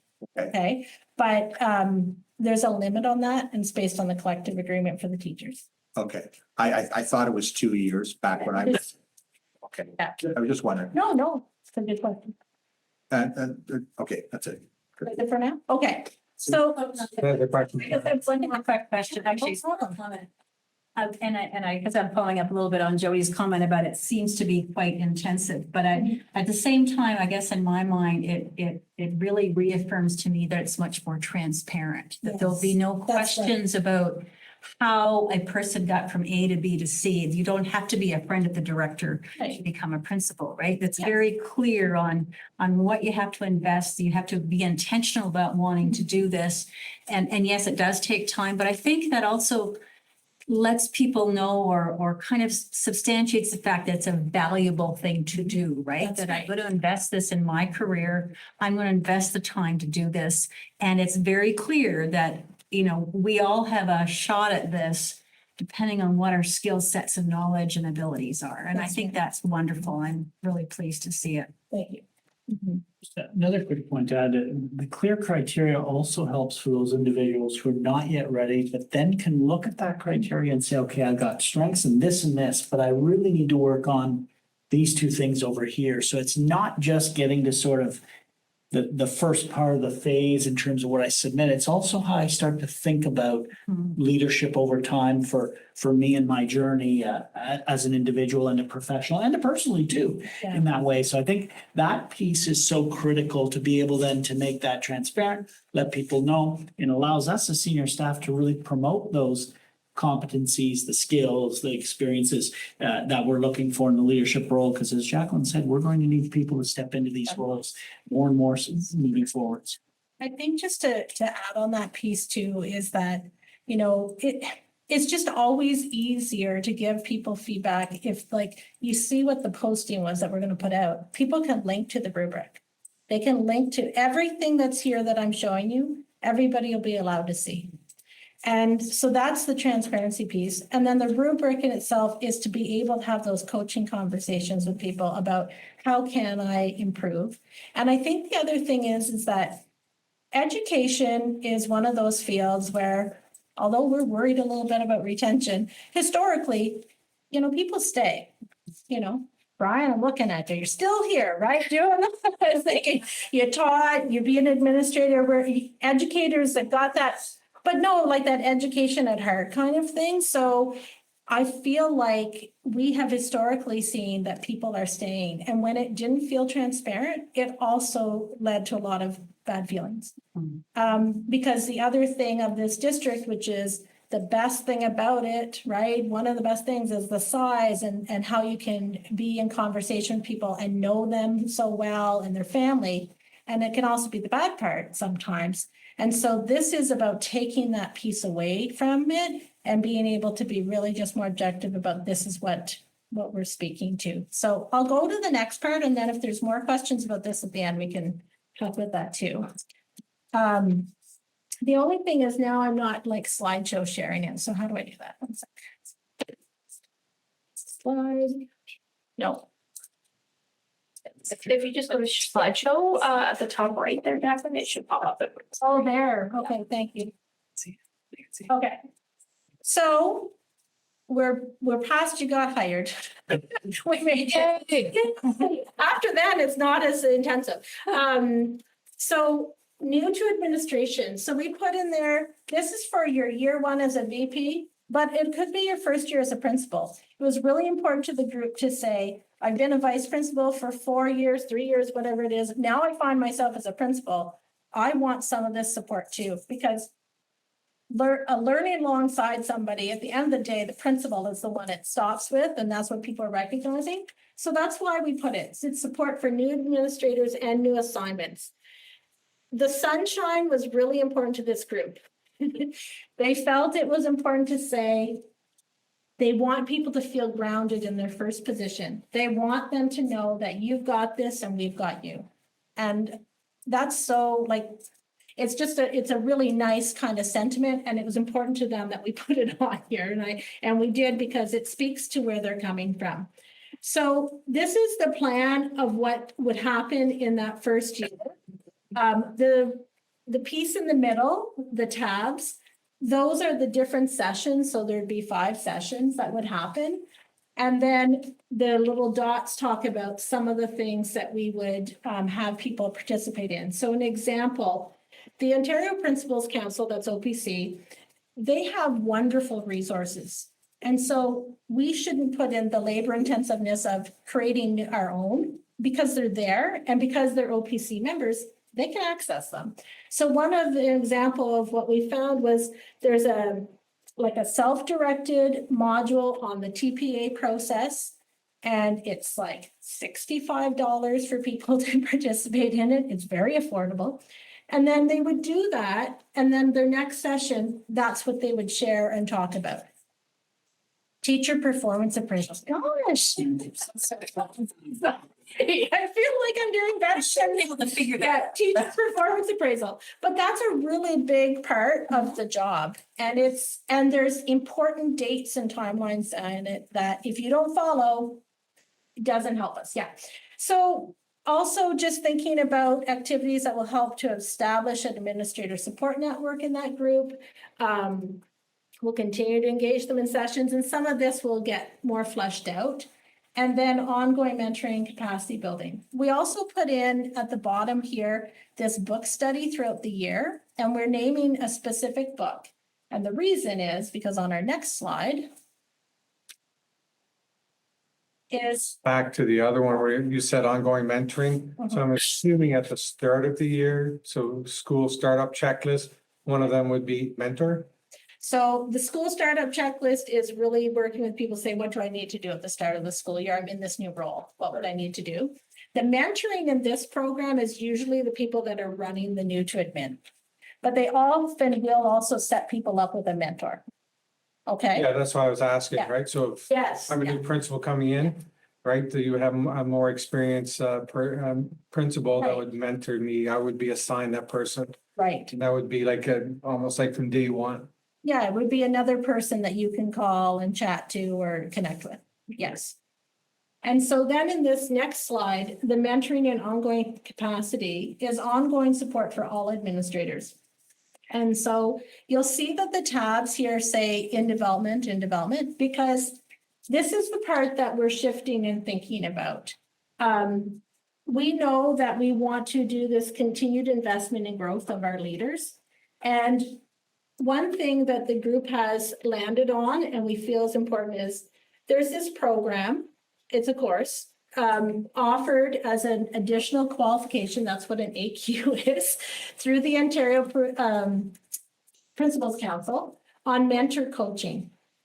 And it's mentor coaching, but also with an equity lens. It's got both.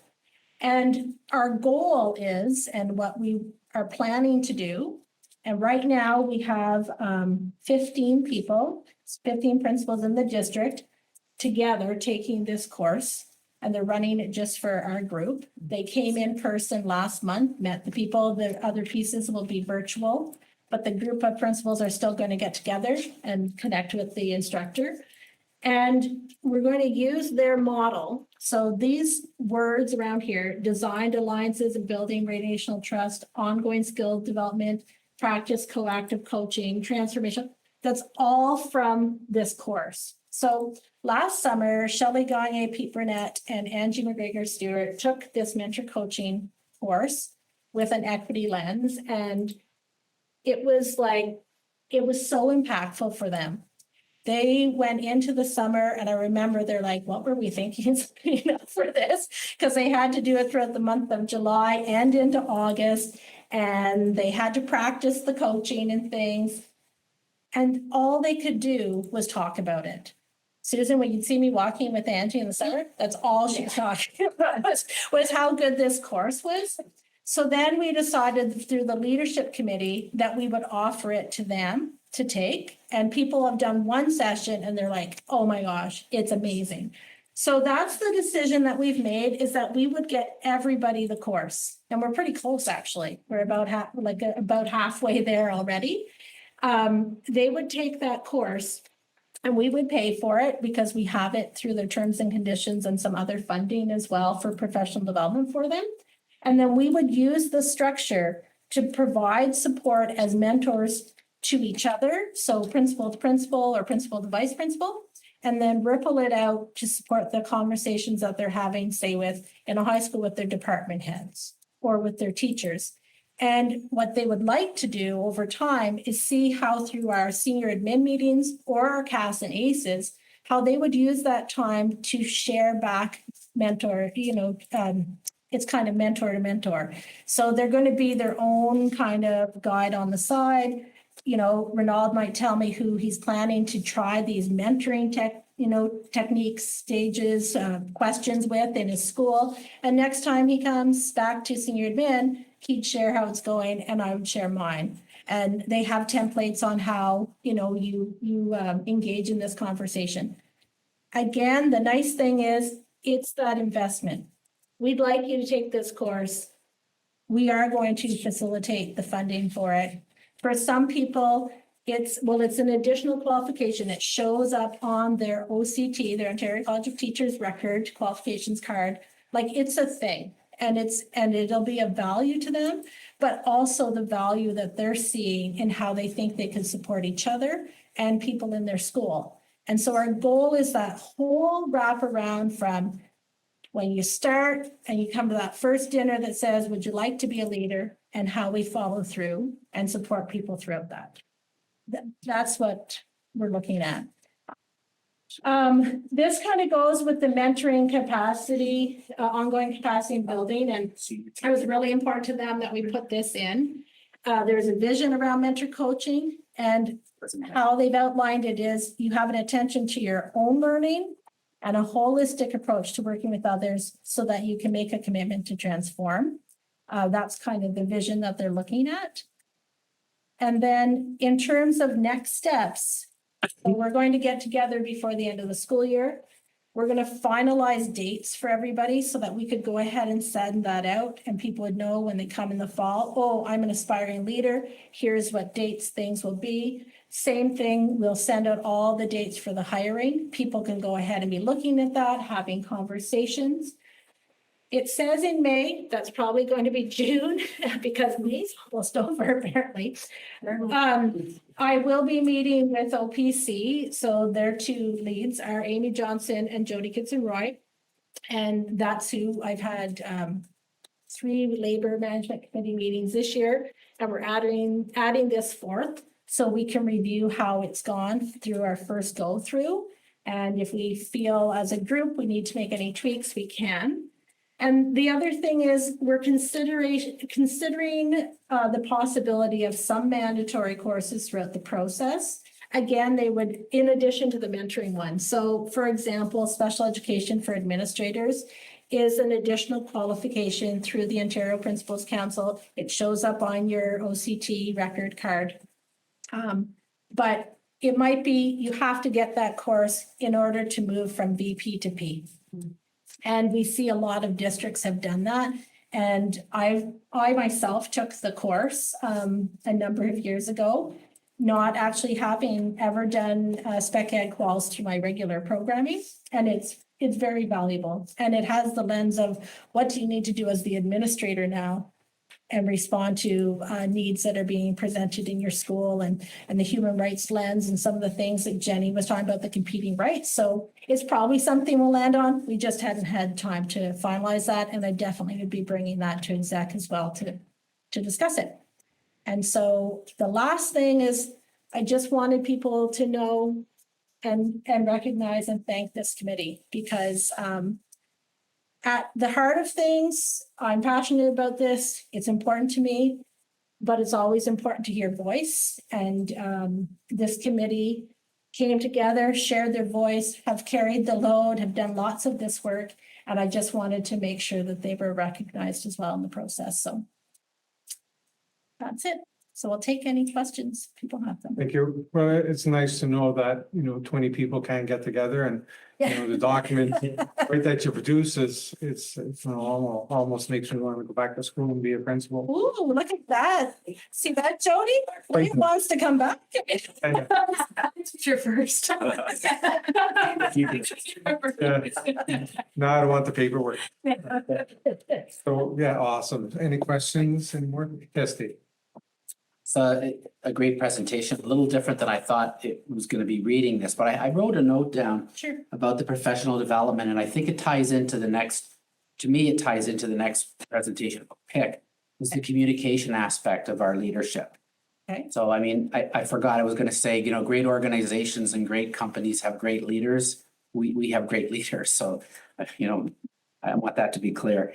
But I mean, the communication part, like, I've brought this up in the past, but is there anything in the process about teaching leaders to communicate? Because probably the vast majority of things that they face from the public, from parents and whatnot, are communication things. Sure. And I always find, I'm gonna say, if I could put a number on it, 50% of the time, when a parent calls me with an issue, it's a communication thing.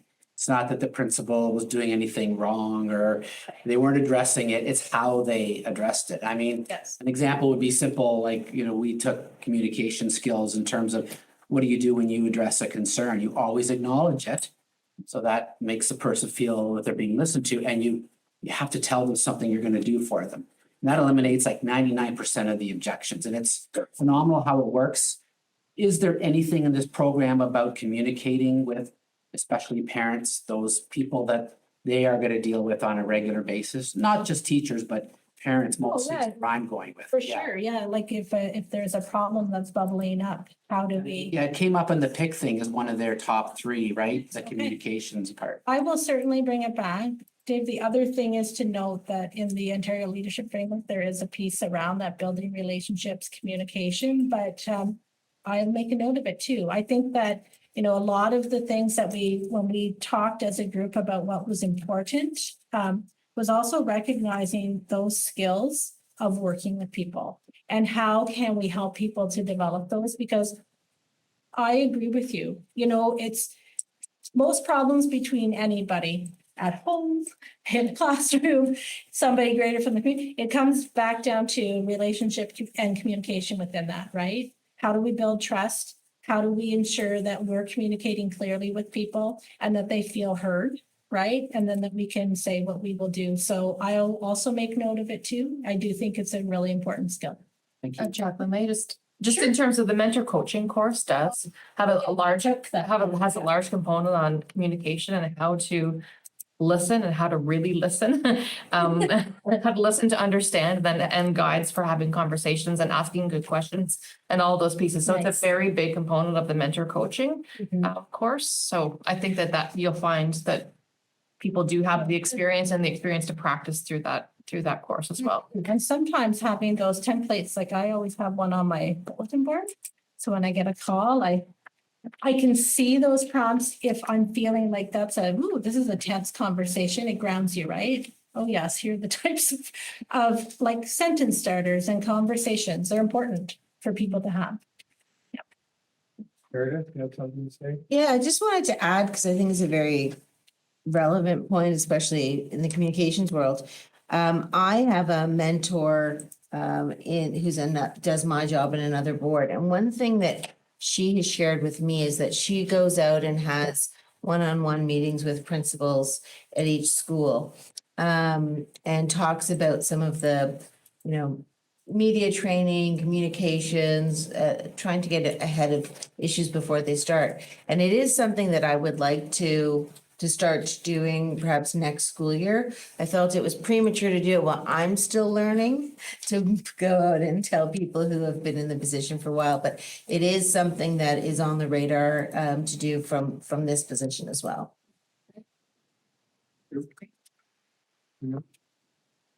Thank you, Jacqueline. Thank you. Very good presentation, very informative. Thank you. Thanks for your patience with my multiple tasks. You did well. Thanks. Do we have a rubric on that for you? You might, yeah, I'll send you one after, Leo. Next on the agenda is school excursions for Opeongo High School and Empire District High School. And I'll hand it over to both Kristen and Jenny. Okay. So bringing forth a proposal for approval in principle for an international excursion. This excursion is combining Opeongo and Arnprior, with the lead organizer is from Opeongo, Shannon O'Connor, and planning this in collaboration with Dale Crozier at Arnprior High School. So they are looking for approval in principle for an international excursion to Paris next year, to France, to Paris and Versailles. So March 2024, March break, total of the package is there, which I'm sure you had a chance to have a glance at, but an 8-day excursion overseas combining the schools with a minimum of 18 students between the two schools. So the information is there in the package, and they have gone through and they have ensured that they have met all of the requirements for approval, the technical requirements for supervision, et cetera. There is a cost per student of about $4,300. They do have a commitment that they're exploring as fundraising opportunities to fundraise at a minimum the cost of the bus, which we said, one time we may have thought, oh, that's not a big amount, but it actually is a big amount to get them to the airport and back. That is quite a big expense. So they're looking for fundraising at least that much, as well as exploring opportunities for scholarships through EF tours, and looking into some of those pieces that we've spoken about before in terms of options for spreading out payments for families, opportunities for them to have sponsored, et cetera. So the trip is essentially a walking tour, and they're really promoting it as an opportunity to experience the French language and culture in an extended period in mainly one location. So rather than necessarily going from place to place to place, they're spending more of an extended amount of time in these locations, and really taking in the culture and immersing themselves in the experience for the opportunity to really practice language. And it is open to any students in the school, so long as they have taken grade 9 French, which, grade 9 French is a requirement for our school. So open to any of the students in either school. No concerns around safety. The one piece we did have a bit of communication about is that one part of the excursion is a river cruise. And so we did have some just questions, and we talked through, looking at the safety of that vessel. We have confirmed they have the required insurance for us to feel comfortable saying that we felt like we were comfortable with that opportunity, as well as, of course, they have, the life jackets on board for all the kids and all those pieces.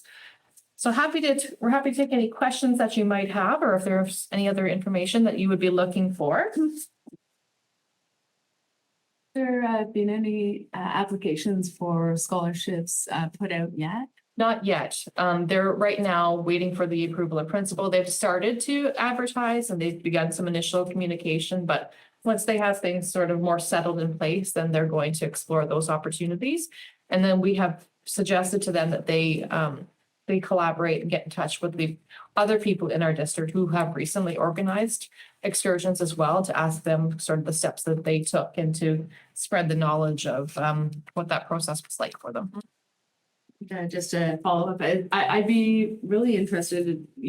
Of course, this is a kind of a thorn in my side, but I never just wanted to be kind of a nod in, and we've checked out to make sure that there's scholarships, particularly after all of the work that administration has put in.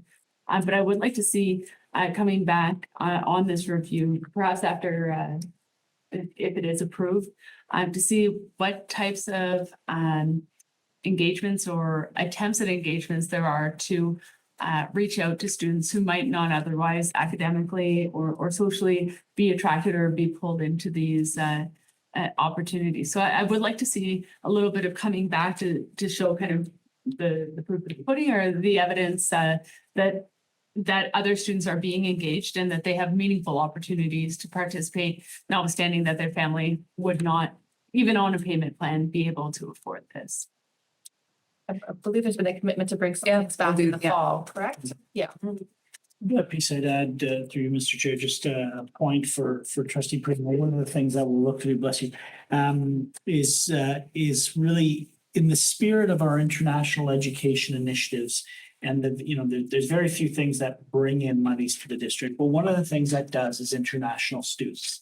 And so we'll look, as part of that plan we bring back in the fall, to reinvest the kind of monies we bring in through international education, which is a relatively new endeavor for our organization in the last number of years. And it was offset a bit by the COVID years, but reinvest those monies back into these kinds of opportunities for our students, so that it won't bring the costs down to zero. There's no question, but to try and utilize those funds as part of that reinvesting in the same initiative for which monies are brought in. And that's not the case everywhere. Some districts take the monies made from international students and put it towards some other good cause, but we'll look to use it for the purpose for which it was brought into the organization. So that'll be part of the plan that we bring back in the fall and start to monitor this over time. Where are there leverage points that we can provide greater opportunities as you've stated?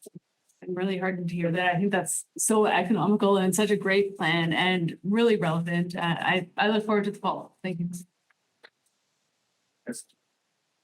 Just, and I know we do have something coming back because we've talked about this before, but I mean, just to Jody's point, what are we doing to, by the time this gets enacted, it'll be too late for, what are we doing to sort of promote to students that this is open to as many as possible? I mean, we know that a lot of students will not even be interested in whatever, for whatever reason, but we talked about this before, like how do we do the student mentoring? Or again, I know something's coming back to the board formally, but it won't apply to this one.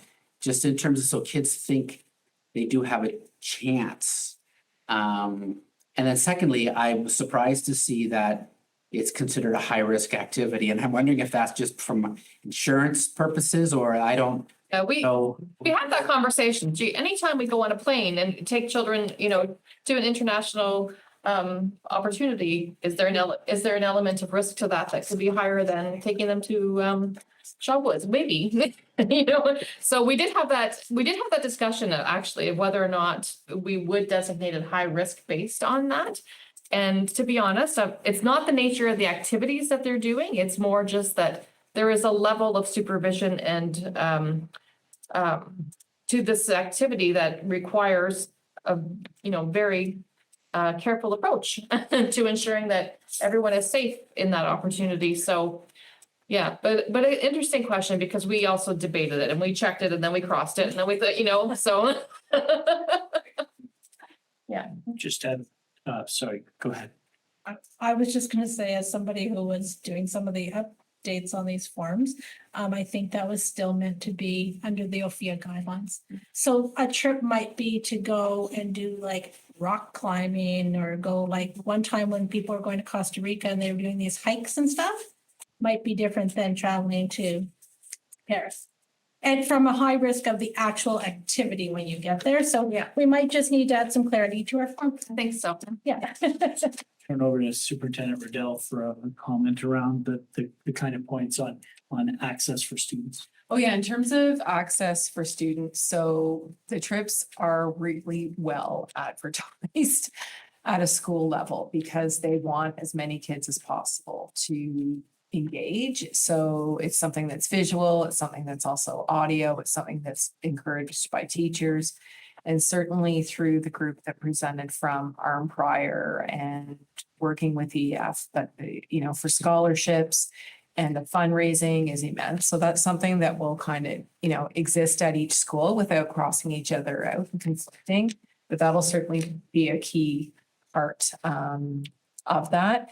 And then again, the student advocacy of doing their best they can to try, and get a part-time job if that's viable for them to contribute to the trip. And then EF sends a financial literacy guide where students can track as well things that they're, acquire, like money that they're acquiring both through the fundraising element and through, part-time jobs or whatever it is they're doing around the community or the house. But the trips are well advertised on multiple levels and, it'd certainly be something that would be shared in classes as well and school information evenings too.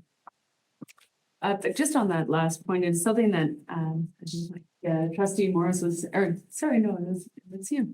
Saying it rattles around in your head for a bit. The financial literacy I understand and the part-time jobs I understand, but as like a student who I was middle of the road financially in high school, and there was no way I could afford this trip. I was working 4 jobs and they all went to university, and I think with tuition in university, that's very much the case. So and when I'm talking about advertising, I'd like to see advertising opportunities that you don't need to have a lot of money to go on this trip. Yeah. And I think that's really what I'm getting at. And maybe you're telling me this 3 ways and I'm just not hearing it. So, but that is always my concern and I appreciate it. And while I think of course, students can save up if their money is being, put toward family needs, groceries, rent, et cetera, or to college, university. I think that that's probably where the money's going to go first, beside and not maybe to an international trip. So I just want to make sure that it's not just pushed on the student, but on it's a viable opportunity for everyone.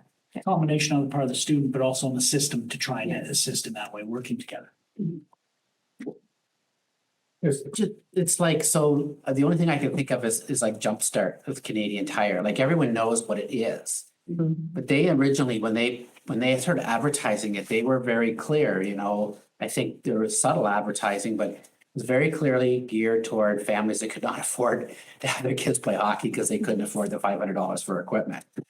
And I don't know, I think that's what Jody's referring to, that's kind of where I'm coming, and you may already be doing this, but when we're advertising it, how do we, I don't have the answer, but how do we make sure that kids that are thinking, I'd really like to go on that, but there's no way I could afford it, but hey, maybe there's an avenue I can explore. They might explore it and it's not an option, but they might explore it and a compromise somehow could work. Like, I just don't know how we reach them. And that's, I think we're kind of on the same page there. I mean, I support supporting it for sure, but I just wonder if there's any thought to how we're promoting it, how we can add that component in so that an average student can go, maybe I can go on that trip.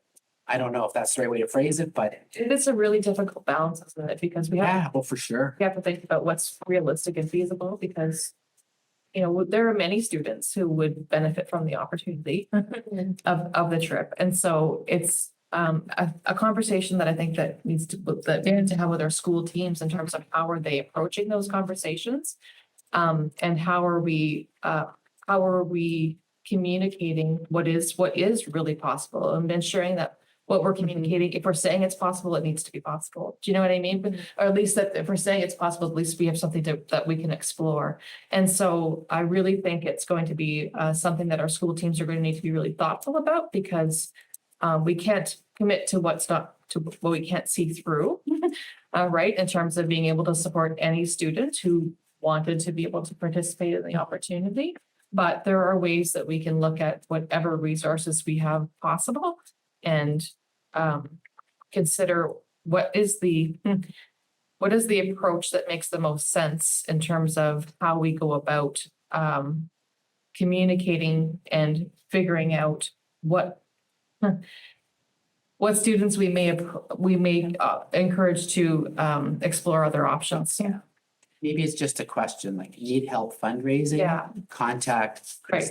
Yeah. Or something like that, just to get them thinking. Anyway, sorry, my apologies. And another thing that came up, I was in a SAL meeting with Superintendent Cousineau, and we had a student who had, kind of fallen off, but had previously been a good student, no clear behavioral problems. And I thought that would be a great time to say like, hey, let's look at this. And it was something that hadn't been really considered in that specific meeting. But I think that's, it's a viable way to look at people we might otherwise lose. Yeah. And I do have a small issue by saying we can't make this available to everyone because we are a public school. And I do think that every opportunity should be equally available to everyone. And if it's not, maybe we need to scale back and instead of Paris, we go to Montreal. But I think we need to really focus on the fact that we are not a private school board and we are not creating opportunities just for people who can afford them. Yeah.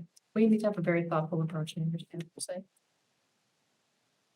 saying. Maybe with that great conversation, I'm sure lots of food for thought. I'd like to make a motion to approve this trip overseas.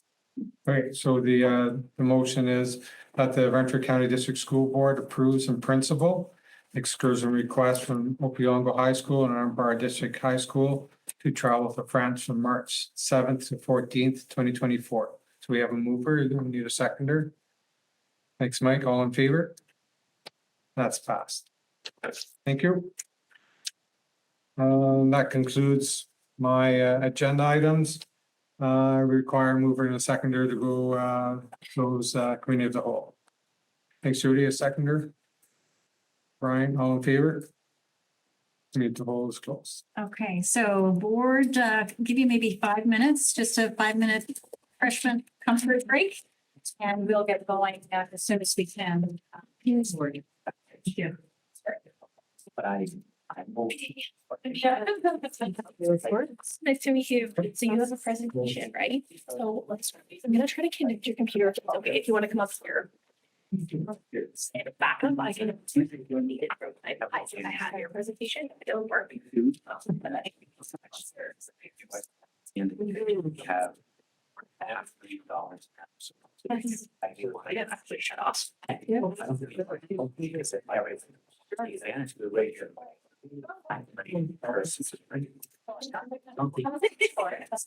Danielle just said it was showing. It is large. I was saying the screen's nice on it. That's not one thing I just want to work at. Yes, Danielle just says. And you said you're. Oh, okay. Yeah. No, we'll figure it out. Make sure. What I'll do is I'll just. You know, we shouldn't be only looking at the people who don't have money to determine if they're worthy of going. So I agree with that. And that's where we need to make. Yeah. now I'm getting you the virtual meetings if you just. Yes. What I'm gonna do is get you to join. That's why it's just. Otherwise, it's always gonna be. And basically just share your screen. You know? You know what I mean? I get it. Girl here. Well, they could We went on an excursion. She would be this close to the perfect example if I can think. The meeting, we're a little late. Didn't make it, yeah. That was. pretty hard. That stands out. That's kind of cute. Usually like 2 to Doesn't think. 3:30 today, so. Then. A few minutes. And maybe. No worries. I wasn't sure if I was Believer in giving. too bad to be showing up the time that I did. Oh, So Maybe they do. All right. Time job, they the board, parents, just whatever they can raise themselves or whatever. I don't have the It's, answer. and it's a tough one because again, I could have, I certainly over the course of my high school raced enough to go internationally, but like if I'd used it, I wouldn't have gone to university because I paid my full way through Yeah. university, right? So like, Here we go. I think that it needs to be available to everyone. And if it's So all we'll be then on like, these two screens and then it'll also be virtually. I think it should be not. Well, Okay, then do you have? arguably would be you have to cancel everything. Yeah, you'll have to use here. We did, but it won't work. If you work on the middle Everything, screen. it's not all available. That's- Yeah. I'm those just, would be fine. just arguing that point. Yeah, you'll That's have why I to. don't Computer. Like I'm not. go that far I with get it it. because it's just, Just awkwardly stand up. I don't believe. That's what everyone else does. It's not a great like layout either for where to stand. Okay. but- It's more I put No problem. Oh, you did. Oh, I saw. I tried to make it subtle, but not too subtle. No, I. way people think. Oh, sorry. I'm gonna say. I can't be the only parent that showed up, am I really? I think it must because it's like. All right. It's two people showing up then. Yeah, I figured. Go check it out to see what the rest of the regular board meetings look like. That's too. Yeah, I've never been one. Never ever. So I figured at this point. Oh, yeah. But anyways, yeah. I know the other side, my See what it is, walk in at an interesting time. So I But arguing would have about money, been- wasn't sure what trip they're talking about. That's. I was a kid, but anyway. Yeah, I know that Fellows is No, I- going to. There's one family And and then. they have a special place in mind. They don't, We went to the. they don't know how For much. that one in the school. But I regularly. Sometimes you don't want to go, but it's like. Like, they're just like, there's no money. I don't share parents like. I never trust this, there's not. These kids from the start of that, no chance. Yeah. You know, and I hate them coming in and thinking, you know, I messed up in kindergarten, so I'm never going to do anything. My parents can barely afford it, but Been to a couple meetings now. the part-time job I get is probably going to, you know, get me to do it. And then they see their students who they're supposed to be competing with for college and university space. Totally different And than these yours, people are that going, so I that's just in Paris Island, this is. We're actually involved in. And then it. they find out the thing, well, like, And I guess. I barely, you know, like, and I switched on back. What was the last time? It was like 6 or 7. Yeah, so like, now I'm going, now I'm wrestling, like, I basically thought I have, my whole life just. I think we're meeting as an exec from 9 to 11:30. I've got 12 and then I have, I don't think it's gonna take long. no, but let me So tell you. You want to like take kids paper stuff and you give them more opportunities based on what they go for. I've talked And I think you go into. about this now, that was part of my thing, so I would always assume it was someone else. That's like I'm a communist. Just waiting for you before it hits Like, center. that's How it is that the everyone issue. actually makes decisions. 6. And So I have If all y'all are 11:30 guessing to what 12, so I'm parents- free between 12 and And then 1. most of the parents that I talk to. Or I'm between 11 and 11:30 Posts or. No, we've got exec from 9 to 11:30, don't we? till 11 in my. I think that's really nice. I end up in my office too, and I think like, Right, like you were always That's going 9 to to have. 11. Parents, yeah, you can It actually. says 9 to 11, but it'll probably go to 11:30. When they look at that. Why don't I say 12 to 1 is, 12 o'clock? 9 to 11. And. To 11? yeah. Be set up. You can do 11:30, but it might get bumped to. And that's like. No, sorry. 11 o'clock. It's two though. At 11:30. I'm gonna say 11-ish. Almost the Renfrew County. 11-ish. I've got a meeting at 11:30 Okay. with Pino and. I don't think it's gonna take long, so.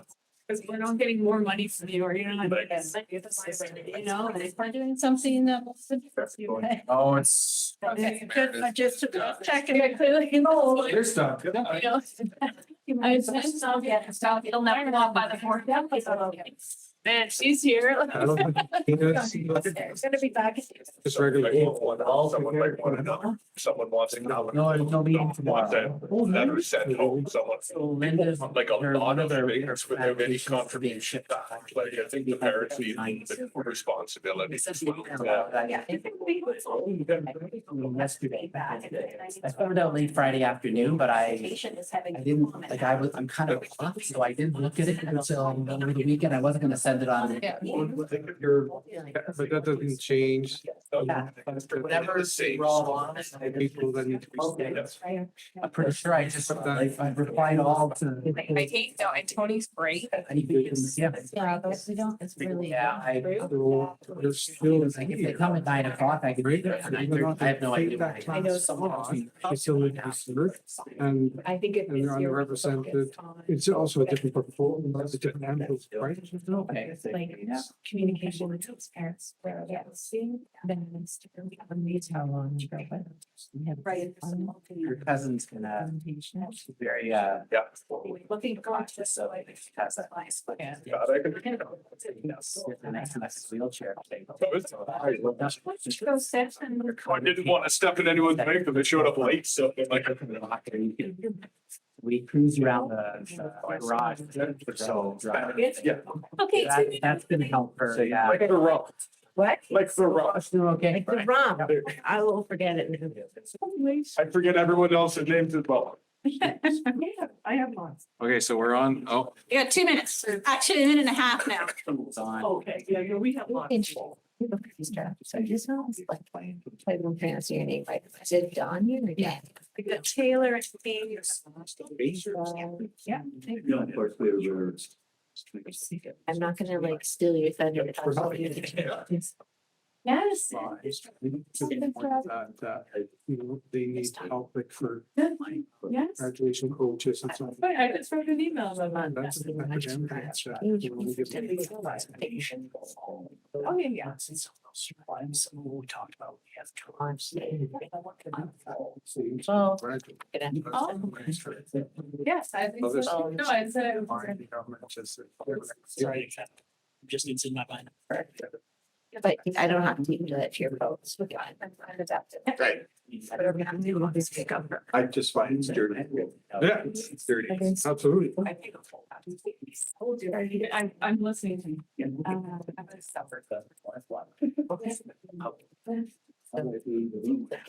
no, I'm still listening. Remember? There wasn't she? No, there wasn't. Yeah, I went to that one. And then it's. Thing, right? They don't want to know. Right. Whatever got us problems.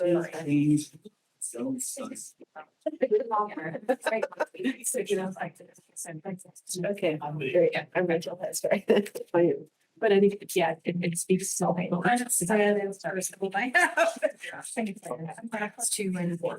If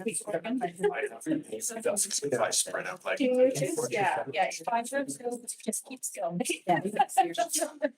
My thought was terrible the first time I bought one of those mouse pads that was that big, and I now have to going because I got. We stopped and it just started scrolling, so I had to get a second cord. Going through the big over. My friends. Such a bad way to do this. We all just have to do the implement rest of the. Yeah, I think that's. Yeah, I'm sticky notes. Yeah. Hey, everybody, if you'd like to find a seat, please, we should get underway. I'm trying to eliminate paper at this point because I'll just. Or just behind it. And that's so unstable. Good afternoon, everyone. I'd like to call this meeting to order, our Renfrew County District School Board meeting officially to order for May the 23rd. We are starting a little bit late, but that's because we had great conversation at Committee of the Whole. So thank you for that as well. I'd like to call on Trustee Morris if he would like to lead us in the territorial acknowledgement, please. Someday I'll have it memorized. We acknowledge that the land in which our school and district buildings are situated is the traditional, unceded, and unsurrendered territory of the Algonquin people. We also recognize the enduring presence of all First Nation, Métis, and Inuit peoples on the land in which we gather here today. Thank you, Trustee Morris. And I'll call on Trustee Primo to give us the invocation, please. Thank you. May we who are assembled here have a true understanding of the duties that are placed in our hands. We seek to have the wisdom to honor our obligations to the good of the residents of Renfrew County, to the parents, teachers, electors, and especially the students. May those who teach be ever inspired by goodness, and may the wisdom and knowledge which they impart to our students ever serve as a beacon to lighten their way.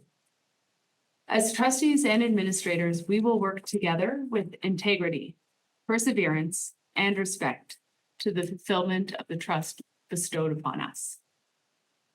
Thank you, Trustee Primo. We do have regrets from Trustee Doherty.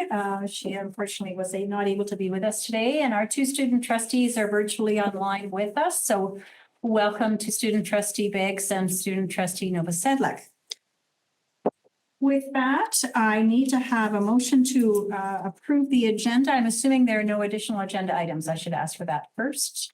Yes, Trustee Morse, you're not adding anything? So I'm just, You're just making a motion to approve. Thank you very much. Trustee Morris approves the agenda. Do we have a seconder? Trustee Boland, thank you very much. All in favor of this particular agenda. Thank you.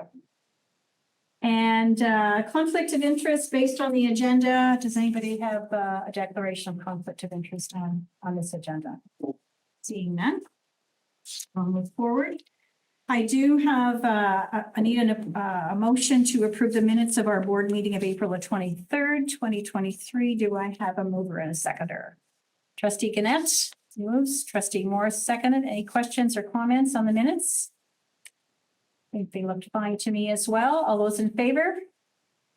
Excellent, thank you. So the minutes have been approved from April the 23rd.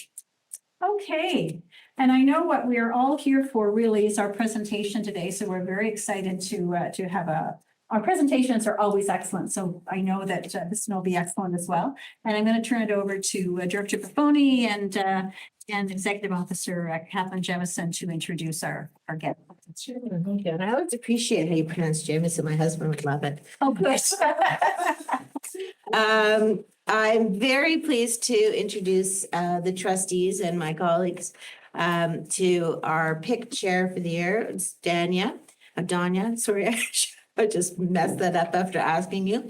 And Morgan is also here. He's another member of the PIC committee. They're both parents. PIC stands for Parent Involvement Committee. I will just add that before I started working here a number of years ago, I was on the PIC committee as well. So it's near and dear to my heart that I get to work with Danya and also Morgan in their work and making sure that parents' voices and not just the voices are heard, but that input as well. And so the work that they have been doing this year, I think, is really important But also it's been some heavy lifting, particularly after COVID, where everything was online, to be coming back together and meeting in person and doing some hybrid meetings. And I will say, to their credit, because of the inclusion and the effort that Danya has put into this in particular, that we really have heard from a lot of voices, and that people came out to the last meeting in numbers that I had never seen before. And so there was a lot of involvement, because I think people feel like there is really a process in place to hear their voice and to have that then reflected back. And so this now is the time when that voice is being reflected back. This happens, I understand, every year, where PIC will come and give a presentation, but I think this particular presentation is going to be perhaps more special and meaningful, and there's a lot of meat on the bones to be discussed. So without further ado, I will turn it over to Danya, and thank you for all the work that you have done on behalf of the parents of Renfrew County District School Board and bringing their voices here today. Thank you so much. Well, no pressure. I heard presentations are always good, so hopefully this won't make you fall asleep. It's just an honor to be here. I've never been to a school board meeting, and there's a lot of, among the parents I talk to, like, ooh, what happens in and that's part of what our presentation is going to get to, is the need to kind of break down some of the misconceptions about how decisions are made and where power sits. But it really is an honor to be here with all of you, and gratitude for what you do for our district and our kids. I'm the mom of two boys, a 6-year-old and an 8-year-old.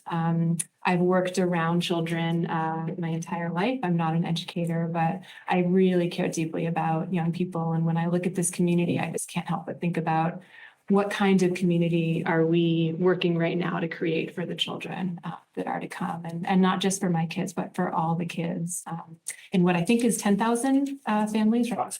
This district. Yeah. So what I'm here to do today is to share a little bit about a story of what we did over the course of 3 months, to try to understand from parents what supports we could put in place and we could continue to have in place that are already here, to support them in working with the schools and with the trustees and with PIC to really be great partners in their kids' educational journeys. So we're going to tell you a little bit about the story. We're going to celebrate the participation that Meredith signaled, but that we saw from parents and guardians in this process. We're going to summarize some of the insights that we heard from parents, and then we're going to talk about some of the suggestions that come out of it. And deep gratitude to Morgan that he didn't get I don't know how I ended up as co-chair. Morgan's not a co-chair, but he's been at every meeting that I've been at, and it's just been great to work with him and the other parents that have been coming consistently. The one extra meeting that I have or something like that. So 20% more than, okay, Yeah. I have to awkwardly stand up here because of the computer situation. So we all know this, but I just wanted to start by saying, like, why parent engagement and why PIC? I really thought about this question when the opportunity to take on a leadership volunteer role with PIC came up last December. And what we know is that there's a connection between how engaged parents and guardians are and all kinds of things: academic success for young people, positive attitudes about school, homework success, attendance, pro-social behavior, high school graduation, and I think most importantly, Megan, I think you and I worked on this language together, but brighter futures for kids and communities. So parent engagement isn't just a nice to have, it really is essential to helping kids succeed in school and to find joy in school, which I think we all know is really key to kids then being successful in school. We also know that many parents and guardians experience barriers to full participation in their kids' learning, especially when they're experiencing stress, and especially when they don't fully understand, for various reasons, what's happening in schools or why those things are happening. So the thing we did, the survey that we did, was really about breaking down the barriers so that we could get parents and guardians even more engaged in working with all of us to support students' education. And we did that by asking a question: how might PIC and the district support you, in this case, you as the parents and guardians who received the survey, as a partner in your children's educational journey? And process-wise, I just want to go over this briefly, because I think it really does show the level of support that we saw from parents and from the staff here for this process. For about a month in March, we worked, myself and Meredith and many others, Ray, Shelley, Debbie Taylor from Pineview, who's not able to be here right now. Others, Hannah, you were involved, many others as well, on getting out this question to parents using a platform called Thought Exchange. We did lots of outreach to get parents to participate. So we used all the apps. There's many apps. We'll talk about that later. All the apps to get the word out to parents. We did videos. We put the videos on YouTube and on the school website. We got parents talking. We sent out emails to parents that had contacted me specifically. So really tried to do lots of outreach to try to grab parents and guardians in the ways that they needed to be invited into the work. Then when the Thought Exchange closed, like I said, it was open for about a month. We summarized the data, but that wasn't it. We then convened a meeting of those who wanted to come to pick in April to engage the parents and guardians who wanted to in really helping to understand the data more. I think this was a really important part of the process, not just taking the information that the AI gave us, but engaging parents and guardians in a sense-making process to understand what was there. We had about 20 parents who joined us online and in person to dig into the data. As Morgan and I were just saying, it's not a huge number in terms of where we want to get to in terms of parent engagement and PIC, but it was really nice to see that because as compared to the 2 other meetings I've been at, that was a large number. Over 1,000 parents and guardians participated. 687 of them participated by providing concrete ideas on what would help them to be better partners with the schools and the school board of PIC in their kids' education. And another 600 or so rated many, many times. There were 24,000 ratings on the different ideas that came up, which I will summarize now. Before I do that, I just think a few pieces of information about who participated, who were those 600 parents out of the 10,000 families that are in the school board approximately. The majority of them spoke English. This isn't surprising, I would say. If I get a survey in a language that's not my primary language, I'm most likely not going to respond. So I think all this tells me is that we might want to consider moving forward additional translations of information that we're sending out to parents. But I do like looking at this because it reminds me of the richness of the languages that we have here in the school board. We did get participation in different percentages. Mackenzie in Deep River, Trustee Primo was one of the top respondents, but we did get participation from all of the schools in the school board. Great gratitude, as I mentioned before, to the principals and to the school council chairs who encourage parents to participate. I think that's one of the reasons we see participation from all the schools. About half the parents have attended school in the school board and half the parents like me did not. And now I'll speak a little bit to the key thoughts. There's 5 themes of thoughts that you would have seen if you glanced at the packets before this. These are the 3 thoughts that came through most often. And they're really around bringing shop and home economics back to our older students, teaching our older students about finances, and then communication with parents. I know that you have this packet already, so I'm not going to read word for word. But to me, it's really powerful that these are the voices of parents and guardians that participated. So if you'll bear with me, I do just want to read out loud a couple of the phrases that were offered by parents that many other parents resonated with. So on the topic of general communication, one parent noted that having more regular communication, either through email, phone calls, or in-person meetings is helpful.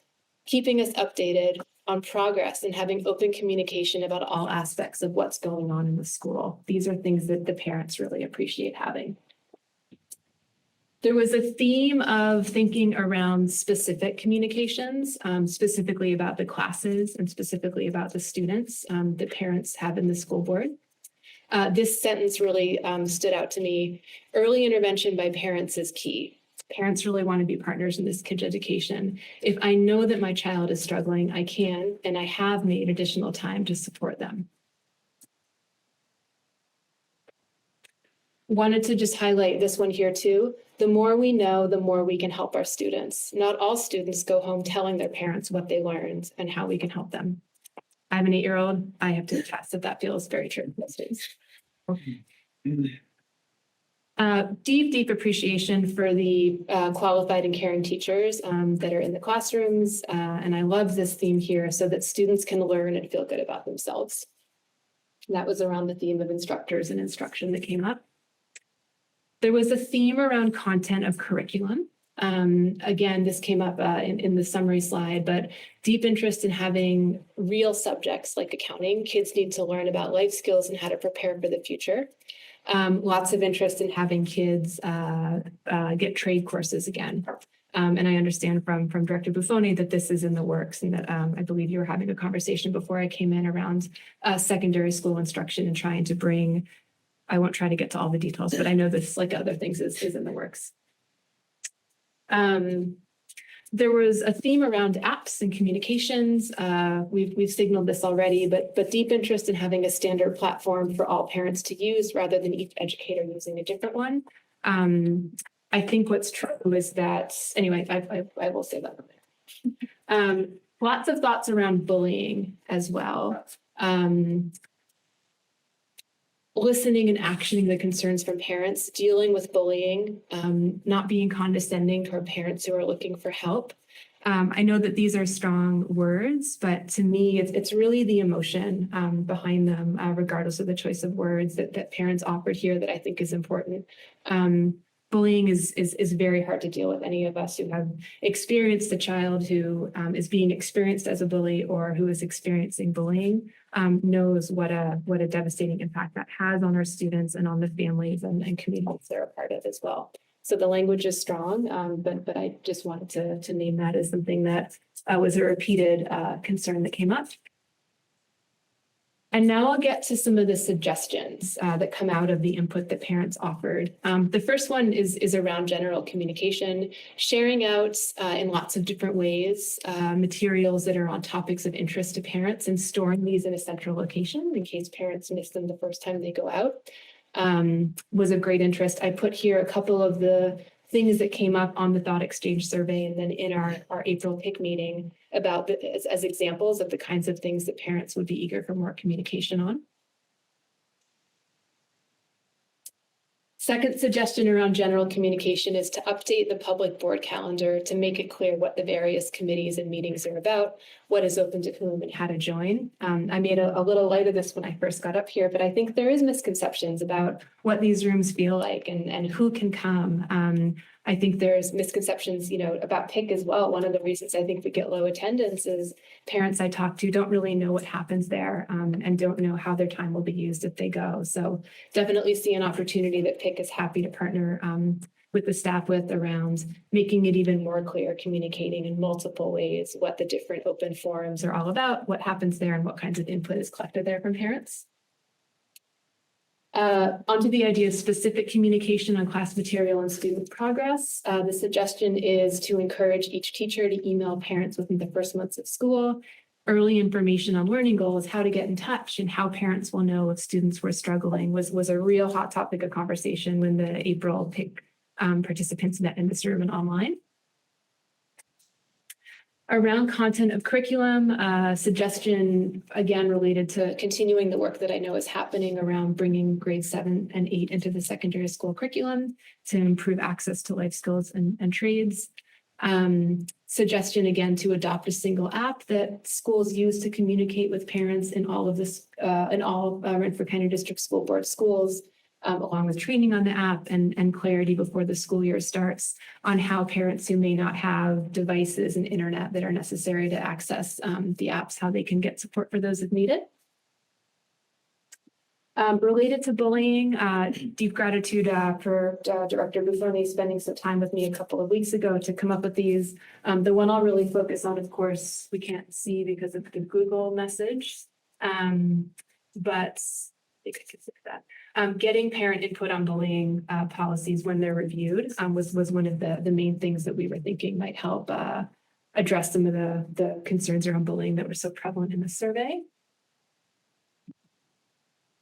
Related to supporting parents and guardians to participate in PIC, one suggestion is to provide on-site childcare during meetings for parents who want to join the meeting in person. That actually came up as a specific request in the April PIC meeting that we had. Some of the parents online said that if they could have had some support for their kids, entertainment for their kids, they would have come in person, and it might have led to a richer experience, allowed them to build more community across the people that were there.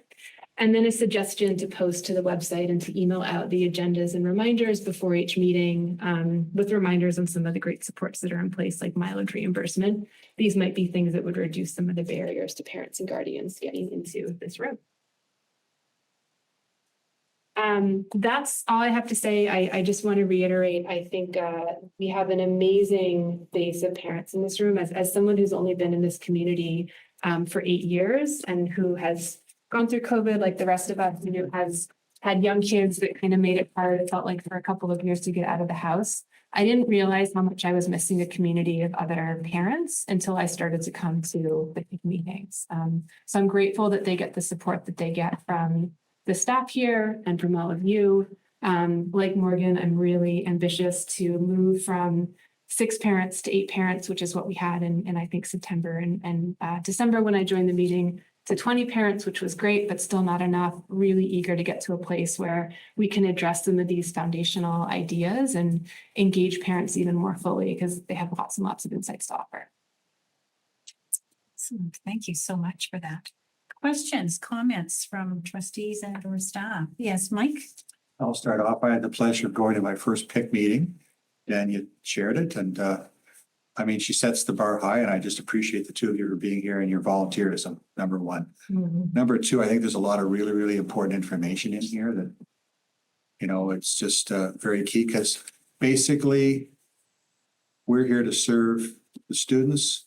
And most important part is the communication about not just where those students go to school, but the communication piece, you know, dealing with small issues before they become large, that whole communications piece. So I know a lot of work went on to the workup to get this information. So on behalf of myself and probably my fellow trustees, thank you very much. And I really enjoyed the meeting. And I think that some of the way you presented it was very, very strong presenter, just a natural at it. And I mean, you came in here, you're not in awe about being sitting here at the oval table. So I would hope that someday that you're the type of person I'd like to see sitting at this table as a trustee someday. And I don't say that lightly. So thank you. It's trustee Gannett. Trustee Bowen? Did you have something to say before I? I'll wait, but. Go ahead. I thank you very much for that. I meant to say this in the beginning and maybe got a little flustered because there is, you know, it's the board of trustees. We all know this, we have a very diverse school board, particularly I'm thinking about economics. And I'm just one person. I could never be representative of all of the parents. I do not experience the majority of the systemic barriers that many parents and guardians in this district do. So while I really appreciate that, I think part of the work that we can all do together is to do this work and other work in ways that allow people who are experiencing the barriers that are resulting in some of the disproportionality around graduation rates, around engagement, around discipline in spaces like this. So I really want to keep being involved, but my goal is really to, again, like widen the circle of parents and create, I guess, the space or the invitations that would allow parents who are experiencing more of the barriers to be here to lend their voices, because honestly, they have more experience and expertise to offer than I do. Trustee Bowen? Thank you. It was a very good presentation, very informative. I guess a question for me would be for senior staff. I'm assuming we have received it. And then where do we go from here to address some of these parent concerns? Sure, through you, Madam Chair. And again, Danya, thank you, and Morgan as well, thank you for your time, even in debriefing me and in terms of the suggestions that you had in the report. A couple of pieces for the Board of Trustees. It's two-part. One is these suggestions as they come forward have been really nicely packaged. They're succinct and they're clear, and they form, to my mind, part of the annual action plan in 3 key areas for our organization. One of them is information and communication technologies and that notion around the app. And I understand what the parents are saying here. If I've got, one child on, Remind, another one Class Dojo, another one, it's hard to keep track if every teacher has a different one. So through our annual action plan around ICT, Superintendent Cousineau and the team will come forward with what next steps, because we have these types of conversations with many different elements of the organization, the app being one of them, that integrating that suggestion into that work. The other one for me, as I look at the suggestions, is around our mental health and well-being. And we had a conversation in our committee's meeting around some of the challenges we're having, dysregulation being one of them, but that notion of the response to bullying, how we address bullying. You can see by the nature of some of the comments that there's some concern on the part of parents, both in terms of wanting to be respected when they reach out for help, and absolutely so, but also the response and the impact of the response when they do reach out for help, or the follow-up that happens when an incident has taken place. So through our mental health and well-being and our safe schools action plans, will look to address that. And that's an ongoing matter for us. That's, so I think the parents have reinforced some of the concerns that staff and students have raised for us. So that's a second piece. And the third one to me comes a little bit through the communications and the strategic communication plan. And of course, let me just back up for a moment through Superintendents Cousineau and Smith, that piece around mental health, well-being and safe schools, and through our executive officer, in unison around the communications out to parents. So the suggestions will be embedded in our actual annual action plans as a first part. As a second part, and I'll be very quick here, I appreciate the time taken, but will be to go back to PIC to say, look, even though in each of the annual action plans, here's where these elements are integrated, a report back to PIC on the 10 suggestions, say, look, here's what we're doing short-term and long-term in each of those areas, because they all make sense to me. They're all understandable. And I think they're all actionable in one form or another for us as an organization. So again, thanks to PIC for presenting this in such a digestible way that we can now take it, work with this, and come back to PIC. So two-part in that essence. One on our work plan of staff, the other one's going back to PIC. Trustee Kaiser and then Trustee Primo. Sure. Thank you for your presentation. And I was the trustee representative on PIC for a number of years, and I could never get anyone to come and to report to the board. So I'm glad you're here. And I think very strongly that it should be mandatory that you come every year. So this board should hear from PIC a similar report to this, or whatever you feel is important. You should report to the board every year. And I don't mean report to the board. I think it's better to say present to the board. Yeah. Because it's, to me, PIC is similar to like SEAC.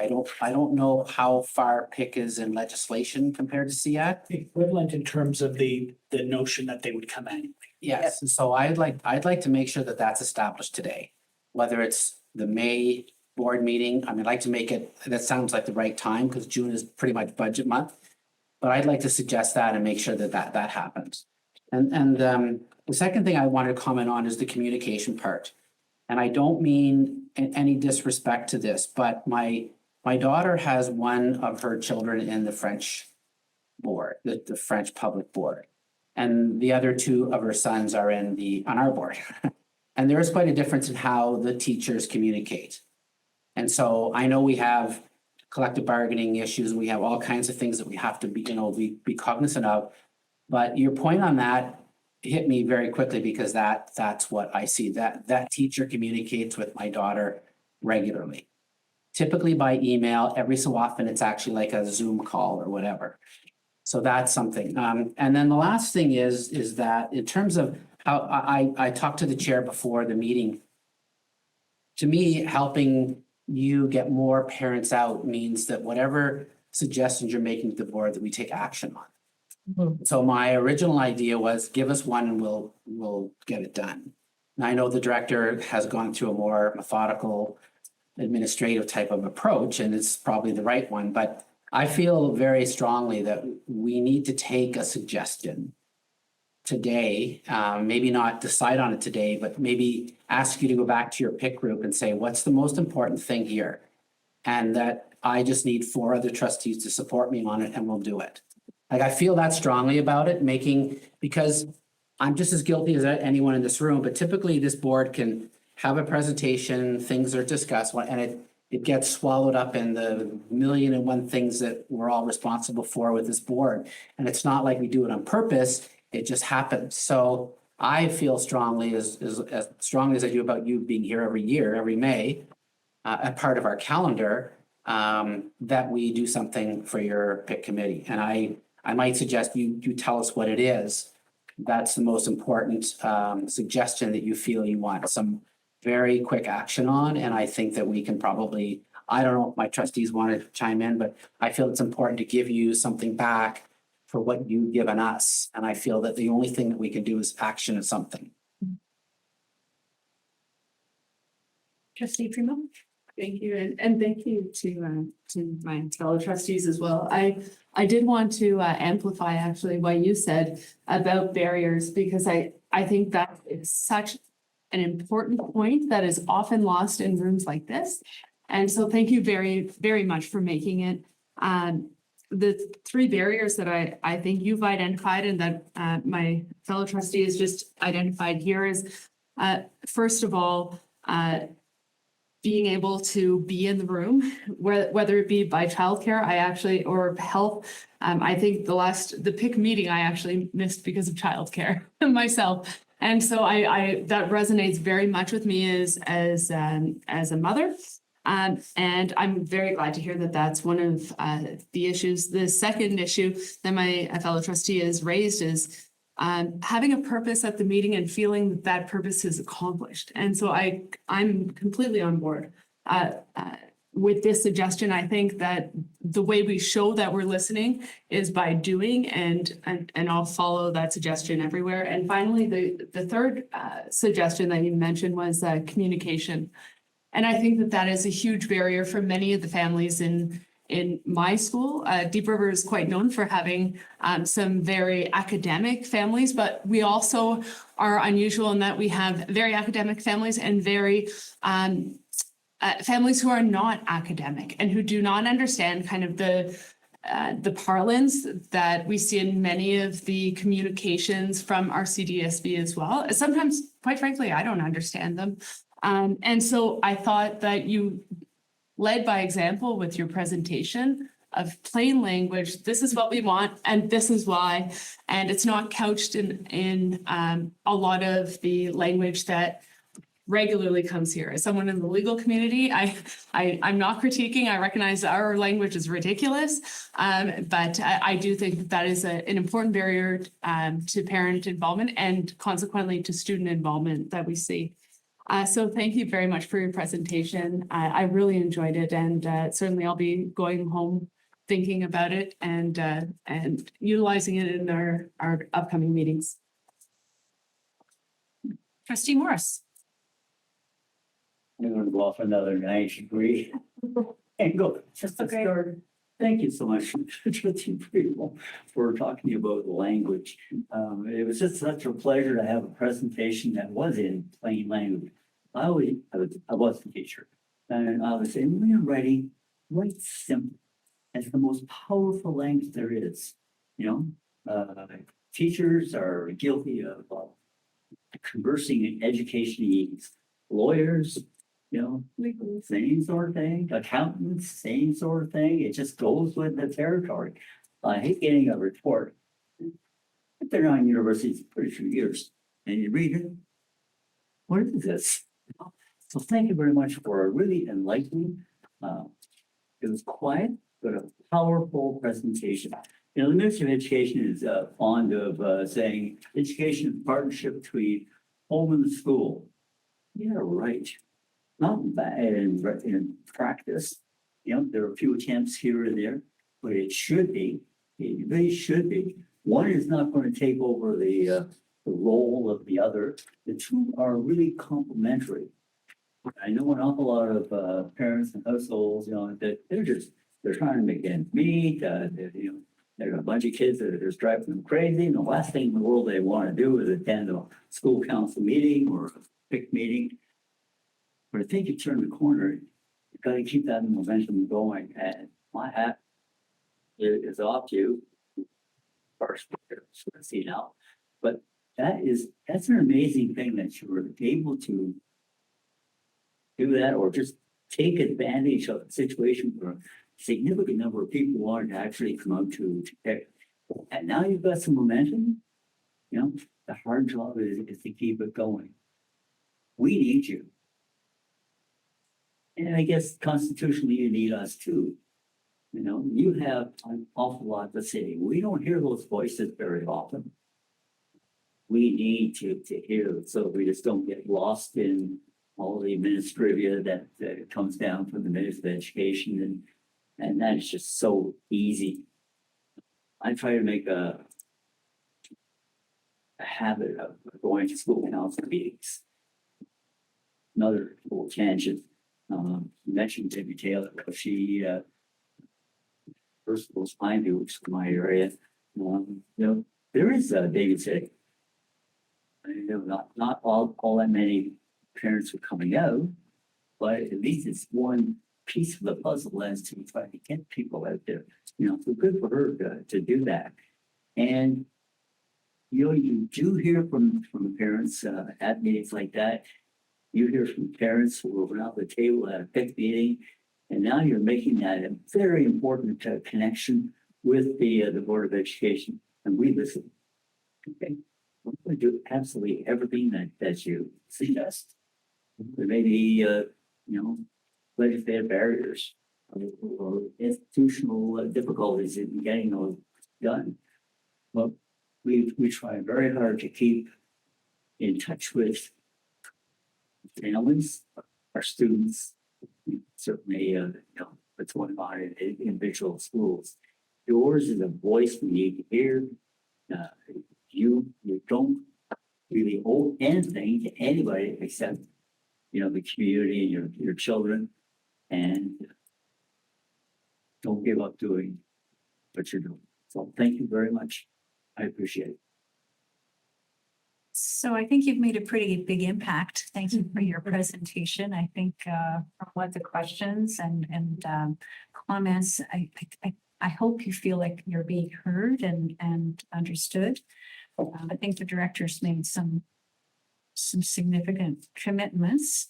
But to follow up on Trustee Kaiser's point, is there one, or do you want to, you know, think a little bit about it? Do you have another PIC meeting? I guess that's my question. If you had another PIC meeting, maybe you can spend a bit of time at your next PIC meeting and say, okay, if we have one thing that we must get done, what would it be? And I think probably Trustee Kaiser has pretty significant support around this table that would say, you know, we will support whatever that is. And it will get done. So I guess I'll leave it with you to do that, if that's okay. And did you have any other comments or wrap ups? I mean, I agree. I think your presentation was excellent. I really appreciated your one item, particularly about parent voice in the whole piece around bullying, and how do we hear parent voice there? Because it's a huge struggle that I think the staff are, you know, trying to work on, obviously, as well. And if the parents can provide some additional input, I know it would be appreciated. So are you okay with leaving it at that? Are you okay to come back, Tanya, with another? Either you don't need to come back personally, but you can work through Meredith and the director, or through the two trustees. June 12th is the next meeting. June 12th is your next meeting. So if it's okay, I'll just take your invitation to offer one or two closing comments. You know, so thank you all. Thank you for the specific invitation on what's the ask. We will come back with that. If I really want to do what I just stated, which is not have this be my perception on things, but have this be a representative voice of all the parents and the guardians that choose to participate in PIC. That's the right thing to do, is to bring the question on June 12th and determine that together. I do want to say, though, that I think part of my response is keep doing what you're doing in asking the questions that I heard. Trustee Morris, you ask it, and all of you in some ways, but where is it that all of us need parent input and student input? I've again just been so grateful. Like I cried a few days ago as I was explaining to my mother the amount of support I've gotten from the staff to do something that, again, I'm not quite sure how I landed into, but the support from staff on like administrative topics and, meeting to go over the recommendations, and Meredith just being such a thought partner at every turn. All of the superintendents I know more behind the scenes, like a lot of time has gone into this from staff. So I'm really grateful for that. And again, the sort of general ask I have is let's all just join together and continuing to ask the question of where do we need parent input before we can make this decision? Where do we need student input before we can make this decision? Because there's so much experience and expertise in our parents and kids to inform what we do. So thank you again. Absolutely. Thank you so much. We really appreciate your input today. And I know that Trustee Boland has a small thank you note to say thank you for your time and effort today. And we really, really appreciate you being able to be with us and sharing your insights. So thank you so much.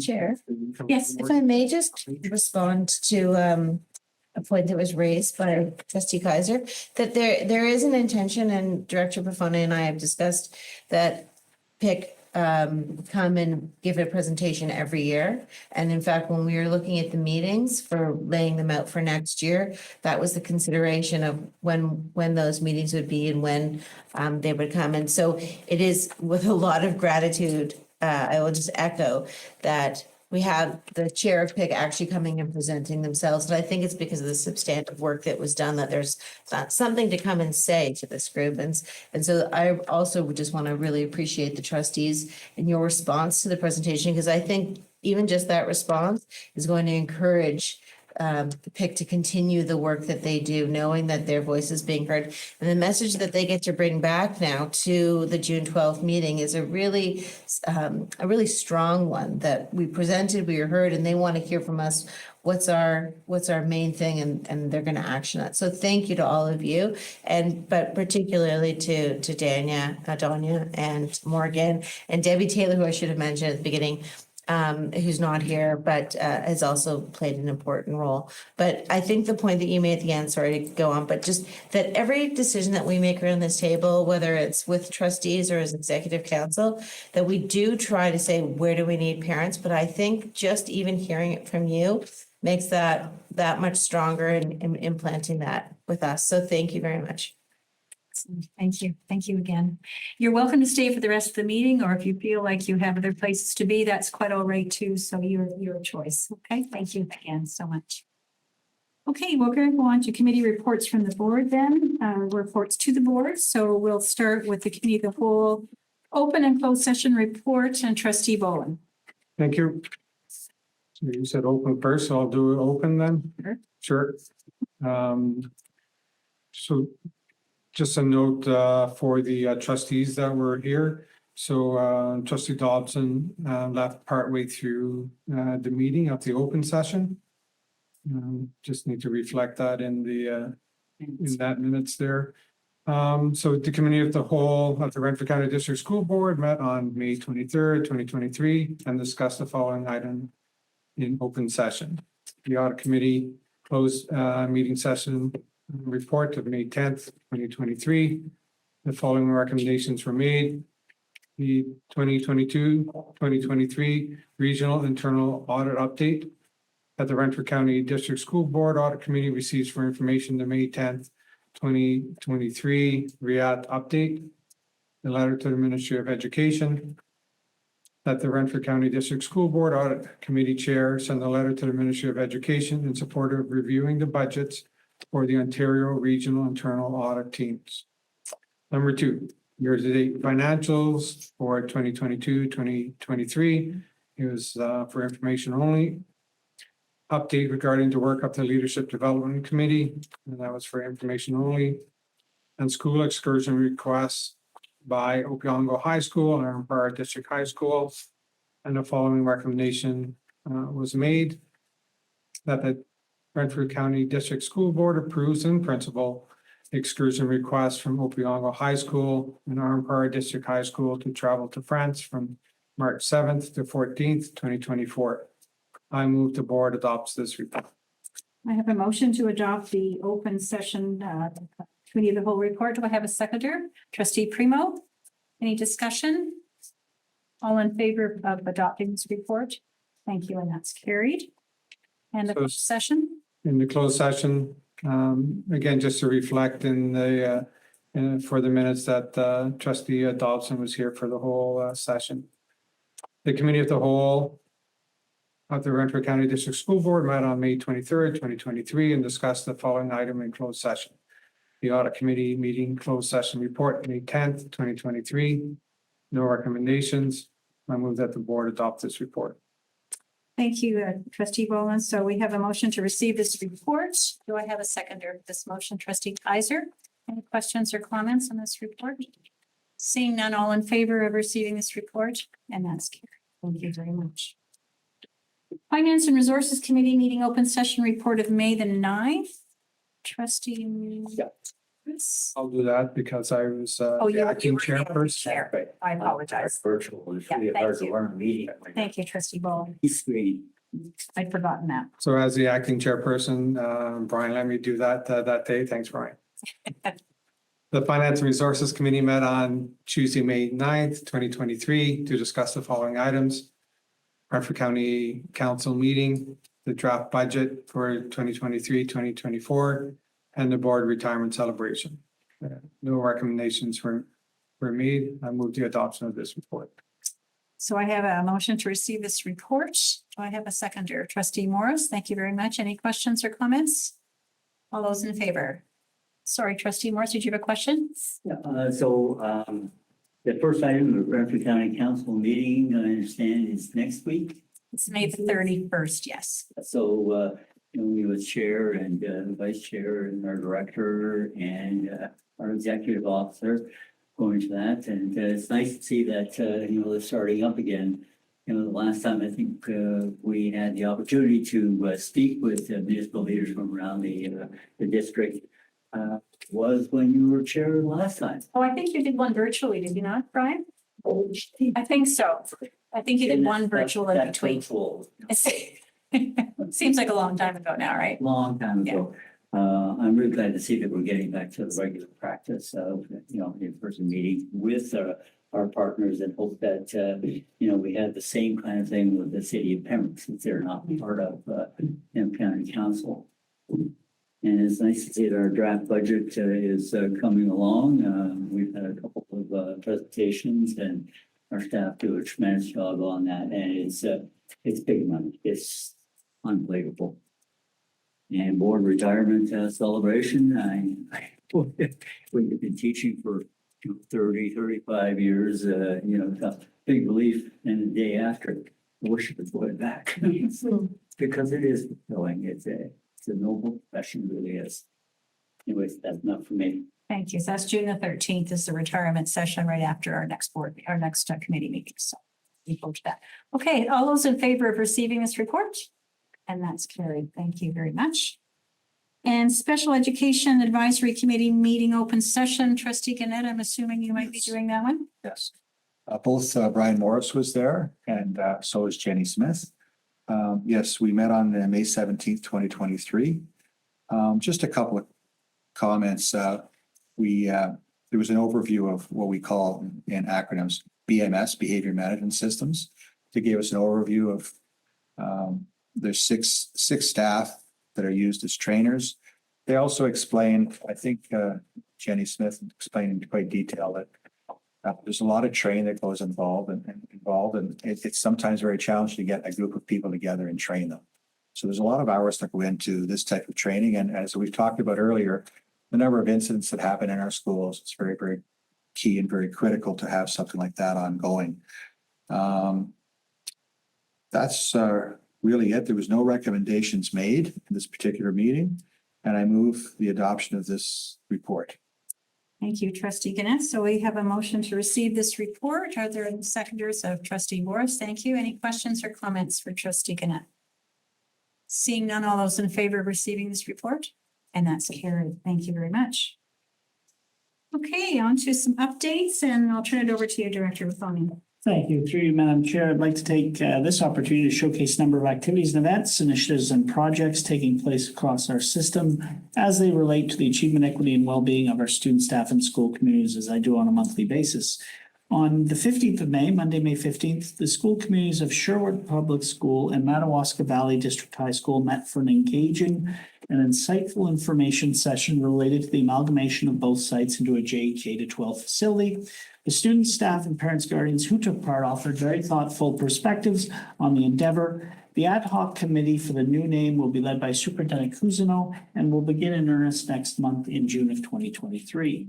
On Wednesday, the 17th of May, students at Valor K-12 School participated in an inspiring assembly related to the rejection of all forms of discrimination, hate, and violence based on gender and/or sexual orientation in support of International Day Against Homophobia, Transphobia, and Biphobia. As always, and this will be the second to last time I will mention this, but we'll continue to mention this because it's important that the district and the Board of Trustees understand that the district has been provided advice from the Chief Medical Officer around health and safety guidelines for the 2022-2023 school year, including, of course, the optional masking and other measures in place for the district. And again, I'll leave that in for one more month. And then we'll look to get advice from our local public health unit for anything moving forward, especially as the World Health Organization is declared, in essence, the end of a pandemic per se with respect to COVID, but that there may be some elements that the district will need to follow moving forward. So I'll always have that in mind, but we'll pull that off of the monthly updates at the end of this current school year.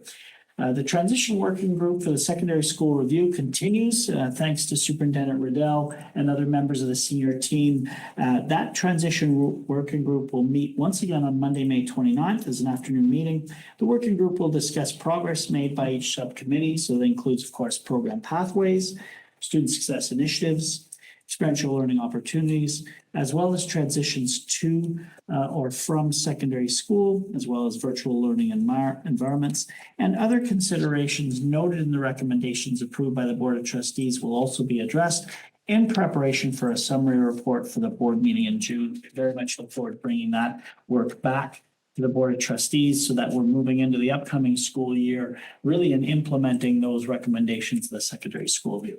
Thank you, Madam Chair. Good, thank you very much, Director. Any questions or comments? Yeah, yes, Trustee Kaiser. Just to follow up on his report about the Sherwood Public School and the Madawaska meeting, the information night with the community.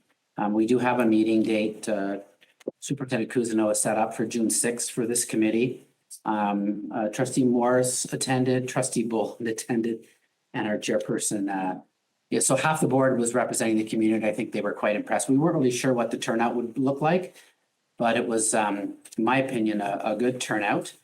There were students, there were parents, there were teachers, and there was good discussion. So I have, I guess I need to say that a couple of the questions that came up from the parents were challenging, and then the administration handled the questions extremely well. And I think overall there's support for this. And I think that the ad hoc committee is going to be positively looking forward to coming up with a name for the facility that suits the community. So I just wanted to mention that as part of follow-up to your report, Mr. Director. Okay. Thank you very much, Trustee Kaiser. It was a very good meeting, good input from the community, and good questions, not always easy questions, but that's okay too. So appreciate that. Good luck with that meeting. So I'll briefly do the chair's update as well. You have it in your package, but just to do a quick overview, the Ontario Public School Board Association hosted 2 events at the end of April, the Education, Labor Relations, and Human Resources Symposium, and Superintendent Poirier and several of her staff were there, as well as myself. And it was targeted to school board HR professionals as well as trustees. Several of the staff attended, as I mentioned. The keynote speaker was Jason Leiter. I'm not sure of the pronunciation, from Enterprise Canada, but he was an entertaining speaker focusing on crisis response, issues management, and strategic communication. He also was speaking at our public education symposium in January. It was very, very interesting, very, very topical, that's for sure. We had 160 people attend this particular provincial event, and that was the first in person since 2019. So I think lots of people were glad to get back out to those kinds of things. The second Ontario Public School Board Association event was the Board of Directors meeting, which normally Trustee Doherty, who is our director, she could not attend, unfortunately. So I will be doing a bit of an update later on in this particular meeting around that. But we did have a good board meeting. Various committees obviously provided updates. We had a review of the budget and responses to announcements, recent announcements by the Minister of Education, which was probably the key topic of discussion. Also a reminder that the OPSPA AGM is coming up in June 8th to 10th, and all trustees are welcome to attend that. Later this week, the Eastern Region is also hosting the Ontario Public School Board Association President Kathy Abraham and the Executive Director Stephanie Donaldson. So Stephanie is a new Executive Director, and she wanted to particularly get out to different parts of the province, because sometimes when you're in downtown Toronto, you forget that, you know, it takes you a little while to get to the north or the east or the west. So they are coming for a day to the east, actually 2 days. So they're not going to see a lot in 2 days, but we are spending some time with Upper Canada District School Board at the Kemptville campus, seeing some information or seeing some programming area around the trades, which I think should be quite interesting. And then they are coming to Arnprior District High School as well to hear more about the robotics program there. So I think that's going to be interesting. And again, all trustees are welcome to attend those. It also was a pleasure to attend and support the first working group meeting of our staff leads responsible for this specialist high school major programs, apprenticeship and cooperative education with our community partners at CNL. So we're very excited about seeing some new opportunities for working more closely with them in some experiential learning opportunities.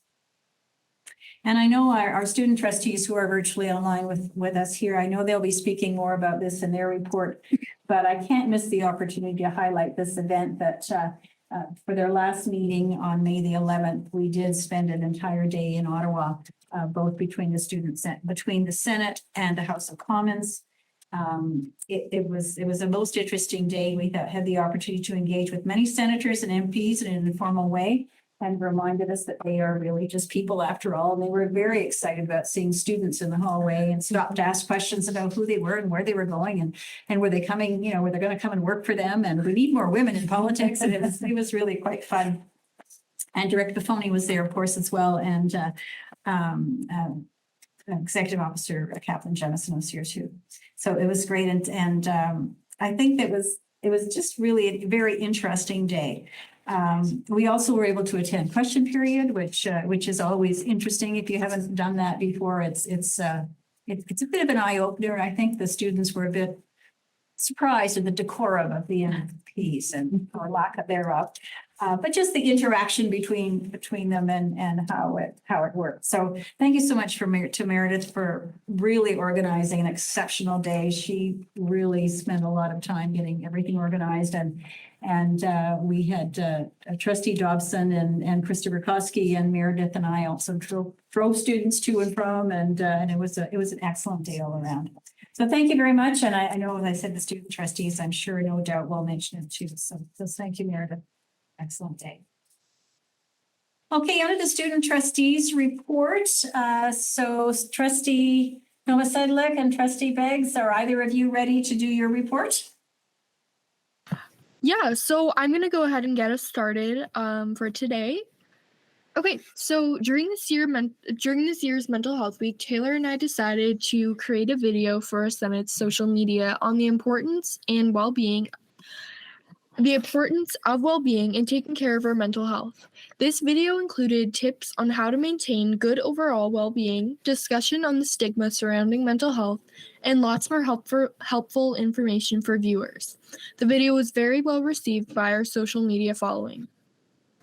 And then, as was being mentioned earlier, Taylor and I had the amazing opportunity of traveling to Parliament Hill with our Senate for our final meeting of the year. We were able to chat with our Senate about all the work we've been doing and what went well this year and what we could work on for next year. During this day, we also met with all sorts of people who were employed there and gained endless knowledge.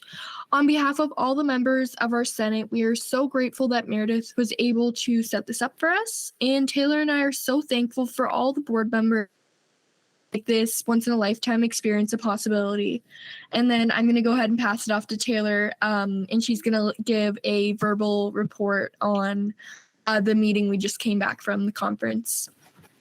Yeah, so the deadline for the us to give our update was like the Wednesday or the Thursday morning of when we were in Toronto. So I will just say that we obviously had the privilege to go to Toronto to go to FGM. AGM, which was sadly my final meeting, which, you know, it hurt, but it was a very lovely weekend. You know, Ava and I, we both, well, I'm speaking on behalf of both of us, but we both like learned a lot and we talked to so many people. We had some guest speakers come who were two, one of them was a past student trustee, one of them was someone who works with student trustees, and one was actually a high school student who all three of them are very involved with speaking for people who can't necessarily speak for themselves. So we definitely heard great stories from them, and a lot of things that just had our gears turning. And I did take back some contact information to hopefully leave Ava with something that she can start next fall. The main highlight of the whole weekend were elections that Ava will touch on in a few minutes. But just like looking at that from like a spectator view, it was really great to see all these really passionate students who were running for all these different roles. It was really great to run. I'm really thankful that, you know, overall I've had the opportunity to go to all these conferences, and I definitely think that it's built my character and it's made impacts on me that will definitely last throughout the rest of my life. So I'll pass it up to Ava for a little update on that. But that's our AGM update. It was a really good weekend, and yeah. Okay, so I guess I have some pretty exciting news. I did run in the elections and I ended up being elected for chair of equity, diversity, and inclusion. Congratulations. Oh, thank you. Yeah, so I'm really excited. It was a really good weekend. Bravo. That was very exciting. Yeah. Thank you so much to both Taylor and Ava. It's just such a great reminder. And we talked earlier about having a parent voice, come to our table, and we have student voice at our table all the time, which we so much appreciate. So it was great to have you guys, and I'm glad you had a great weekend and a very successful one, obviously. So thank you so much for that. Okay, and I think we're kind of getting towards the end. I did include in the board package a summary of the Ontario Public School Board Association Board of Directors meeting. I don't think I'm going to spend a lot of time on it, to be honest. It's a month ago now. I've kind of forgotten about it. But you can read through the variety of things that we talked about. I suspect that the biggest discussion, well, a couple of things. The Ministry of Education, we have some senior staff retirements coming up in the ministry. Our Deputy Minister, Nancy Naylor, is retiring as of the end of June. And we also have 2 Assistant Deputy Ministers retiring. So that's going to make some changes, I suspect, as well. But probably the biggest discussion was Bill 98, which the minister has drafted into legislation called Better Schools with Ed Student Outcomes Act. And there were a number of things in there that some good things and some things I think that made the trustees a little nervous about the overreach perhaps of the ministry or potentially not allowing local regions to take the knowledge they have about their local region and put it on their own board. So there were some concerns about that. So I will let you read that report at your leisure, as I'm sure you will, but it's nothing else to do. So on with that. I don't believe we have any correspondence. Is there any other business that we need to cover tonight? Seeing none, I think I'm looking for a motion for adjournment. Trustee Boland, seconded by Trustee Morris. All those in favor? And we are adjourned. Thank you so much, everybody.